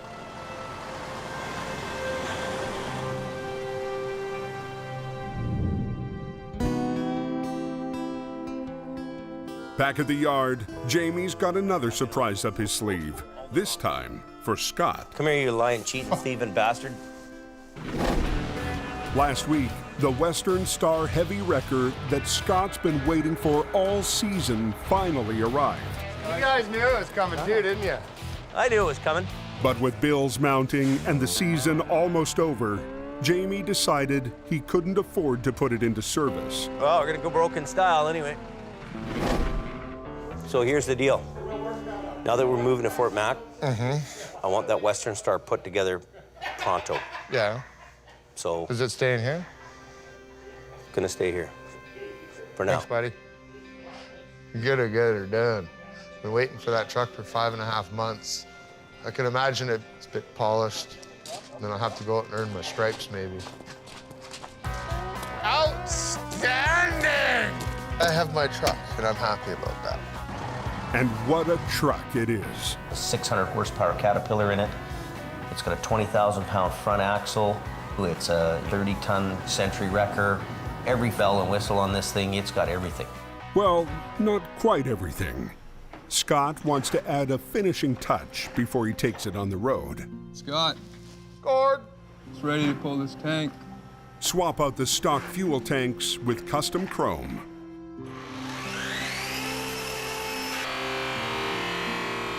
There's a lot of pride in what you have. You drive down the road and you see the odd guy looking over at your truck, kind of giving you the nod that, hey, this is all right. You feel good about what you're doing. It's the bling of the truck. Yeah, look good. It'll be as nice as I care for it, and I'll care for it like it was my own. Beautiful.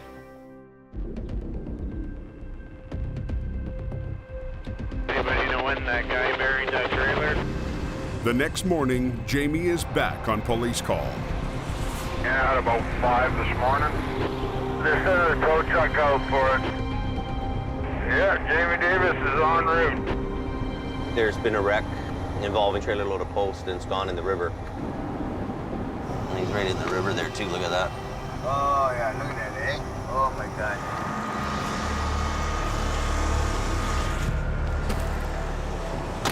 Scott's already on scene in the old General. I think you learned one really big lesson, and that's not to be sleeping when you're supposed to be driving. A semi went off the road and almost landed in the river. The trailer is loaded with thousands of pieces of mail. The problem is where it landed. It's threatening to slide into the water at any moment. Just hold it. Put a line on it and hold it. And the tractor is leaking fuel and fluids. Jamie's been hired to recover just the tractor, not the trailer. Ministry of Environment has called us to lift this truck out of here so it stops leaking. The trailer has to stay until it's dealt with. Tractor has to come out in order to deal with the fuel spills and leaking fluids. That's what we're hired to do. Draining the fuel tanks isn't an option. The police wanted me to evacuate the fuel, and I said, well, that's going to be kind of tough because it's upside down. If I take the fuel caps off, we're going to have a big leak. To stop the spill, they'll have to separate the tractor from the trailer, then flip it back onto its wheels. You got the pin pulled? No? No. I'm not going to pull the pin until you get a hold of it. Yeah. Because I don't want it to slide off. Well, what am I going to do with it once I get it? Pick it up, put her over here, we'll flip it. All right. I'm worried about that trailer moving. If it does anything, it's going to break open. The trailer itself had the major punctures in a pretty bad structural state. She's sitting good on that rock. It has got a good rock at the back holding it. And the front of it's touching down on the ground there. Once I start muscling the tractor around, there's a good chance the trailer could go down more. So Scotty just put a line on there to secure it on the back end.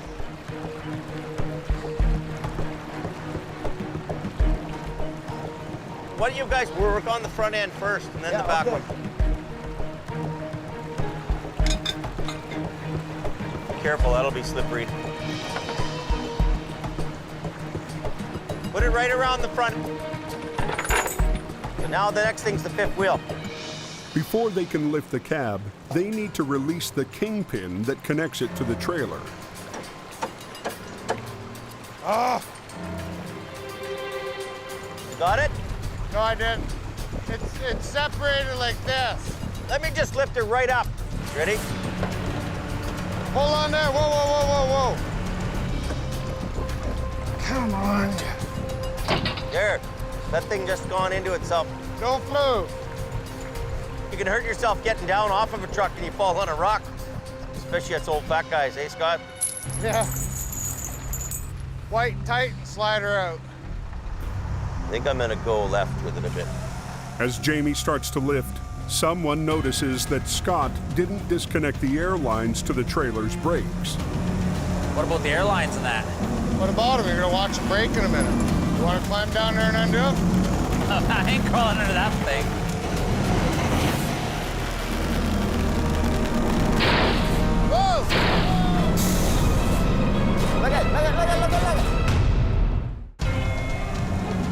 Hang on, buddy. Heavy rescue's got an upside-down cab in midair. Whoa! When the airlines break loose. Look it. Watch yourself.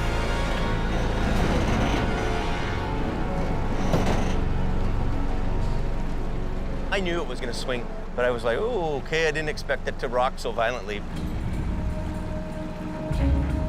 You know what you gotta do now is go flip in there, turn around, and go in here. You're gonna flip it? Yeah, we're gonna need a couple straps, buddy. They get it stabilized, but now they need to flip the cab in midair. Something we don't do every day is a mid-air inversion. We haven't even seen it in 2 years. With the cab suspended from the rotator's boom arm, Scott will pull from underneath to try to flip it. Open it wider. They're gonna pull this truck out, and as they pull it, I'm gonna let it down. Run that out, and he can pull that with one cable. It'll drag out like this, and then I'm gonna draw my boom back in and see it's already starting. It's spooky. I don't care how long you've been doing it for, it spooks you. If you didn't know what you were doing, a lot could go wrong.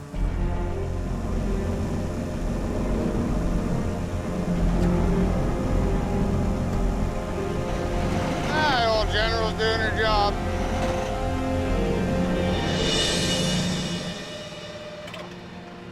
I'm just gonna spin my truck around. I'm gonna grab a hold of that truck after we evacuate the fuel tanks.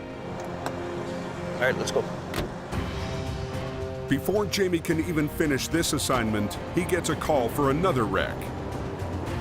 He leaves Scott behind to sort out how to deal with the trailer.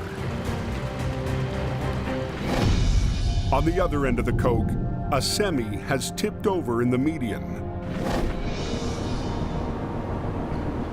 Another tow company has called Jamie to help upright the trailer. It's loaded with cardboard. Tractor trailer flips over. The load shifts onto the wall that's on the ground. If you winch that truck up, the wall would stay on the ground. Jamie's worried the fragile sidewall could blow out. Where's the other strap? He's the only one on the coke with the right gear for the job. Airbags. They invented these in Great Britain and brought them over to here in the early 60s. Holy, first start. Each airbag is connected by a hose line to the compressor block. Valves control the airflow to each bag.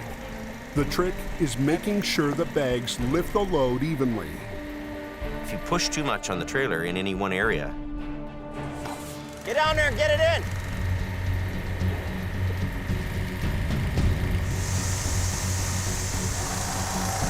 That is hard, eh?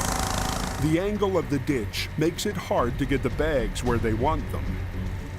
We do start to lift it about a foot off the ground, and then we're looking at it and we're knowing that, hey, you know what? We're picking up on the top end of the box here quite a bit, and the load's not there. The load's way down low, down to the bottom of the trailer by the wheels. You want to put a small one in there, or you just want to, what do you think? It's kind of in a ditch that's on an angle like this, so if you let the bag, expand and it gets to here, the trailer's not going to flip over because you don't have enough of it in the air. So what you need to do is actually get the bag under here to lift. Okay, roll this bag back, and then that bag needs to be enough room for the big bag to fit in the middle.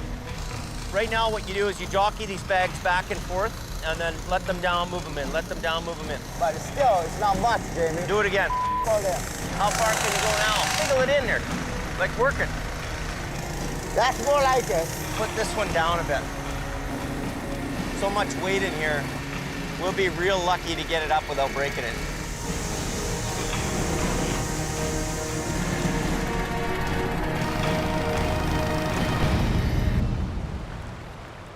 Back at the mail wreck, Jim Lasser arrives to assess salvaging the cargo. You can't see much from the bottom. Let's go around the top and see what you see further. I'm not going down on them rocks. They've been soaking in diesel for hours. But they can't start the recovery until someone authorizes payment. Basically, just have to hold on to the trailer so it doesn't go into the river, right? So.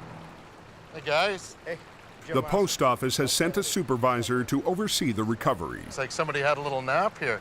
It's kind of looking like it. You know. The problem is, who's paying to get this out of here? Well, you know, when we didn't hear... Scott makes his pitch for giving Jamie the job. Me and Jim have been talking, and if we use the trucks that we have here, 90% chance of a catastrophic failure and a lot of wet mail. Yeah, that's what we wanted to avoid, obviously. But we have a piece of equipment that will give us a 75 to 85% chance of success. Somebody's got to say that, yes, we want to be on the line for the bill. Okay. I don't see any other choice, right? Yeah. You there? He calls his boss. So obviously that's got to get done, and we'll just tell them to go ahead and do it. Okay, guys. He wants to know if that trailer's going to be pullable after. No. Okay, so it's done. Done. Okay, so go ahead and do what you got to do. So Canada Post is going to guarantee payment on the job? Yeah, I can look after that for you.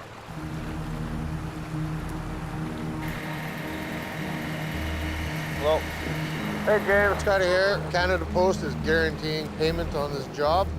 4 months ago, we did a job for another postal contractor, and we're still not paid for the bill. Pre-authorize it for $20,000 before you do anything. Why do I want to expose myself to another job and not get paid? I have to pay my employees. I'm not playing this game. Canada Post come up with a credit card, so I'm not financing the wreck anymore by making them pay. With the postal wreck under control for now, Jamie gets back to the airbag job. Come on, I don't have much room. We take the time, we deflate each bag, put them down deep, way down where the load is. I'm gonna crack all the valves open, and then we just let the airbags do the work. This is really good. I'll go tighten up my lines.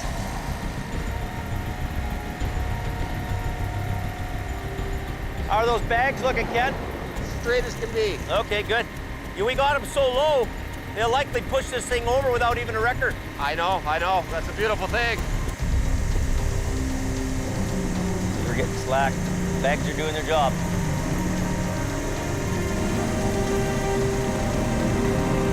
There you go. That was beautiful. Like that's perfect.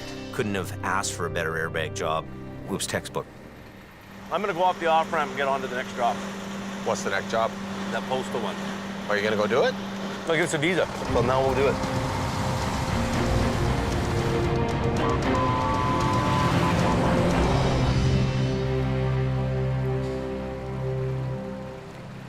Have these guys got payment ready? They're getting payment all set up right now. It's happening. Hello. But just as they're about to start, Jamie gets a call from the post office. You know, I'm here, I can do the job. If you don't want me to do the job, we'll gladly leave. And you can figure it out on your own. They're having second thoughts. When the rotator finally got there was no money. I've had enough of not getting paid and being jerked around, right? I'm not the bank.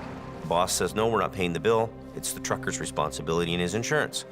He's right, it is, but I'm not getting involved. See you later, I'm out of here. I'm gonna clear my guys out of here, and you can call your contractor to get whoever he wants to do it. Okay, thank you, bye. Until this gets sorted out, thousands of pieces of mail will have to stay one thin sidewall away from a trip downriver. So just tow this truck to the yard and we're done, okay? We're done? We're leaving. So jump in the truck, let's go. Let's get out of here? Yep. This isn't proper business. It's not the proper way to look after things. And, you know, just get it done and we'll pay you sometime. Well, that doesn't fly.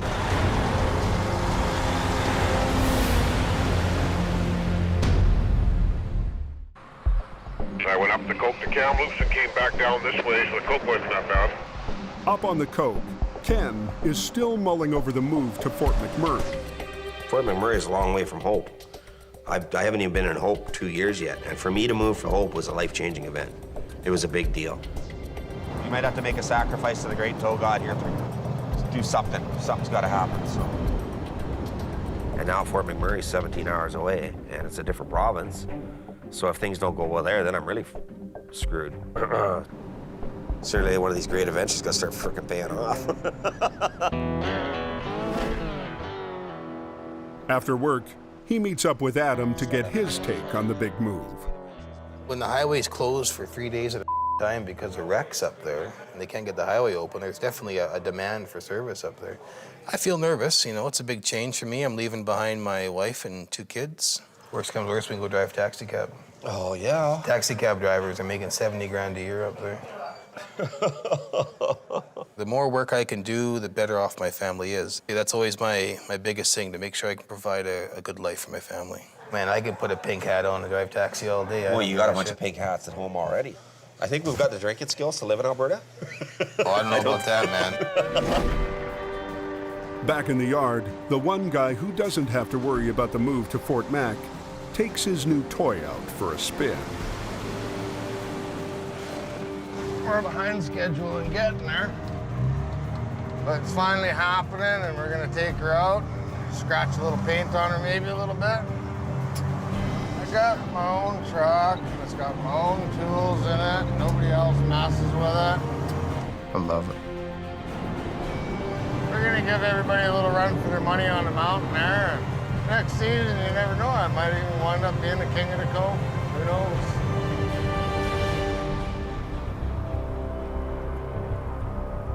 The next morning, the trailer full of mail is right where they left it, clinging to the riverbank. And the post office rep has had a long, sleepless night. We don't want it in the water. We want that trailer staying together.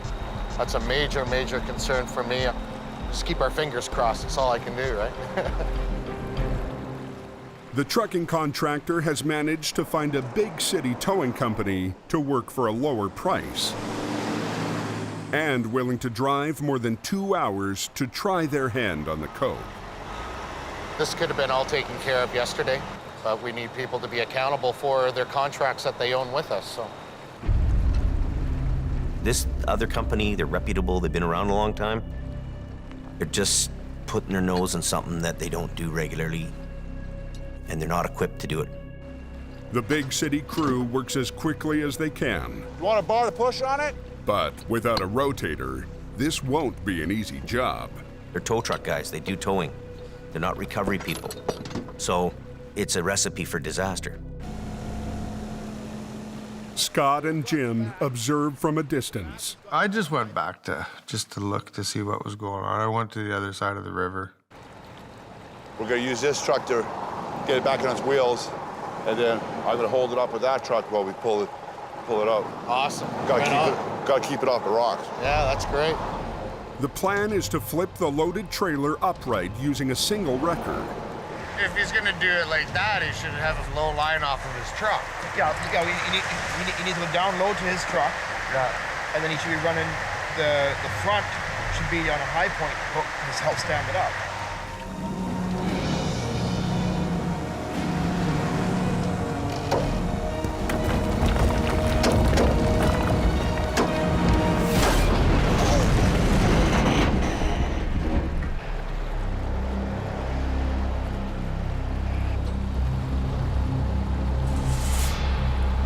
That was close. They had the big tow truck all hooked up, and it actually snapped one of the big steel cables. If this thing opens up, it's gonna go floating right by me. Okay, we're using your truck. With the first wrecker's main winch line broken, they need to use a second truck. Ready?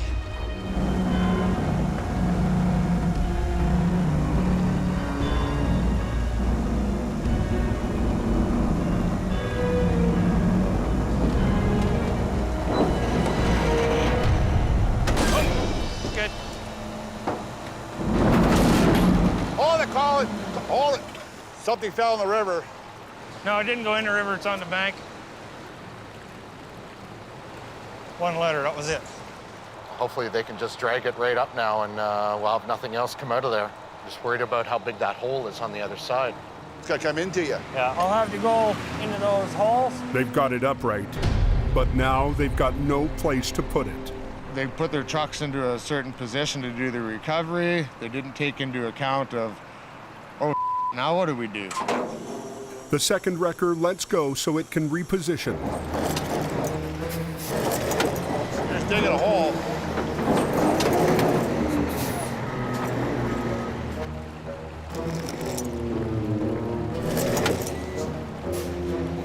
They try wood blocks, but instead of traction, they get closer to ignition. Start a fire. So they improvise.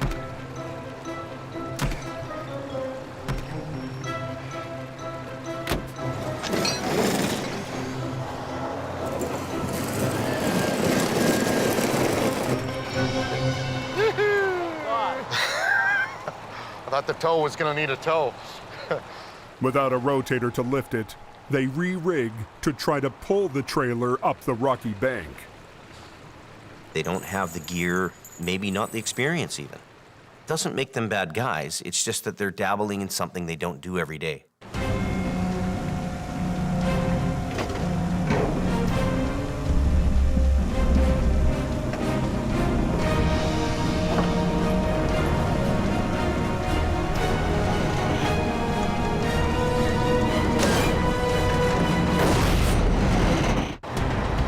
A big city towing company has been brought in to keep a trailer loaded with mail from falling into the river. That's good there.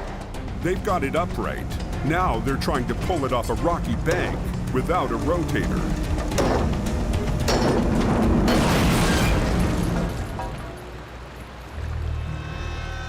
For the second time in just a few hours, they nearly lose the load.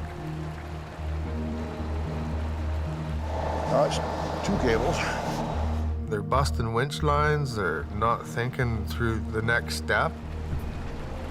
You didn't want us to let go of it. Bring it in our truck. They couldn't even complete the job. They had to call in another company to help them finish it.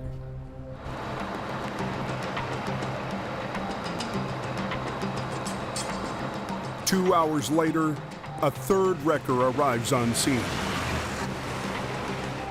Hello? Yeah, it's just upright, but one false move here and it's rolling back in. He had it on its wheels, then mine broke. So neither one of us can let go. The third wrecker uses its boom arm to lift the back end of the trailer. Say when, I can't see you.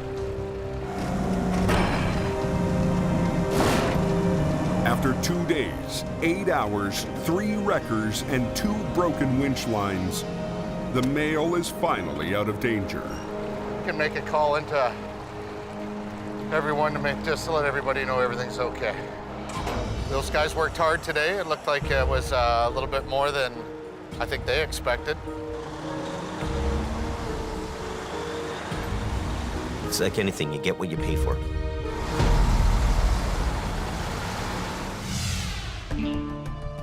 For Jamie, these last few jobs aren't enough to change the big picture. Nice and easy. As they go back off rotation, they've decided that rather than sit on the sidelines for 2 more weeks, they need to make their move. Keep going.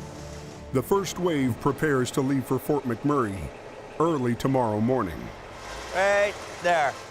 What we're gonna do is basically split the fleet up, move more of the high-end equipment up to Fort Mac, and we're gonna leave a team here to look after some, whatever's going on in Hope. We're not moving the whole fleet up to Fort McMurray.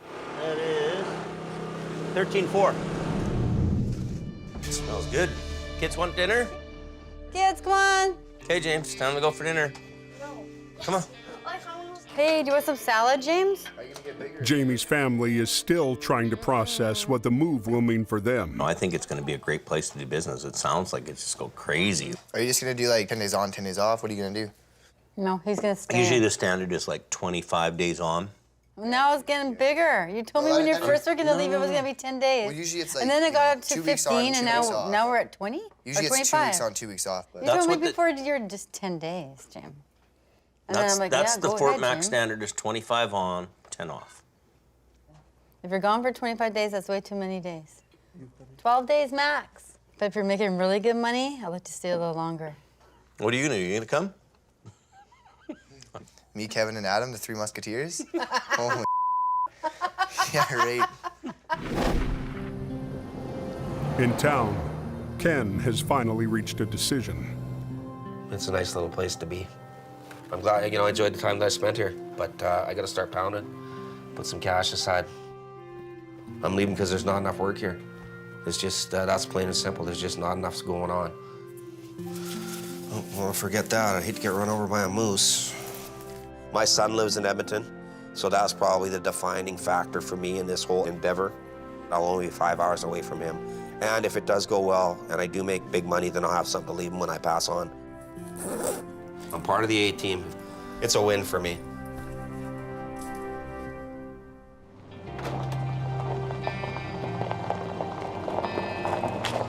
Just before dawn, the troops assemble in the yard. On the far side. Well, forever. All right. Okay, see ya. Call you during the day. I'm gonna make so much money in Alberta, they're gonna change the name of the town to Fort McMonk House. Miss you.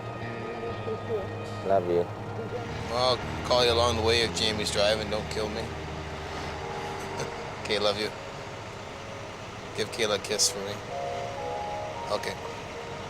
Bye.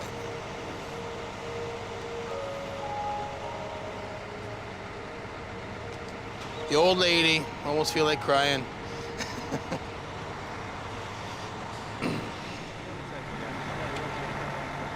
You have to have tenacity in the business, and you got to be able to be a survivor.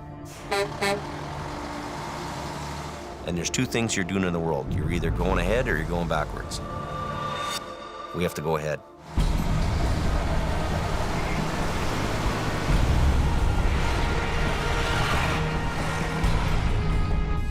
I got an accident here just on the other side of this corner, guys. Is Jamie up here? I've got to get on with my life.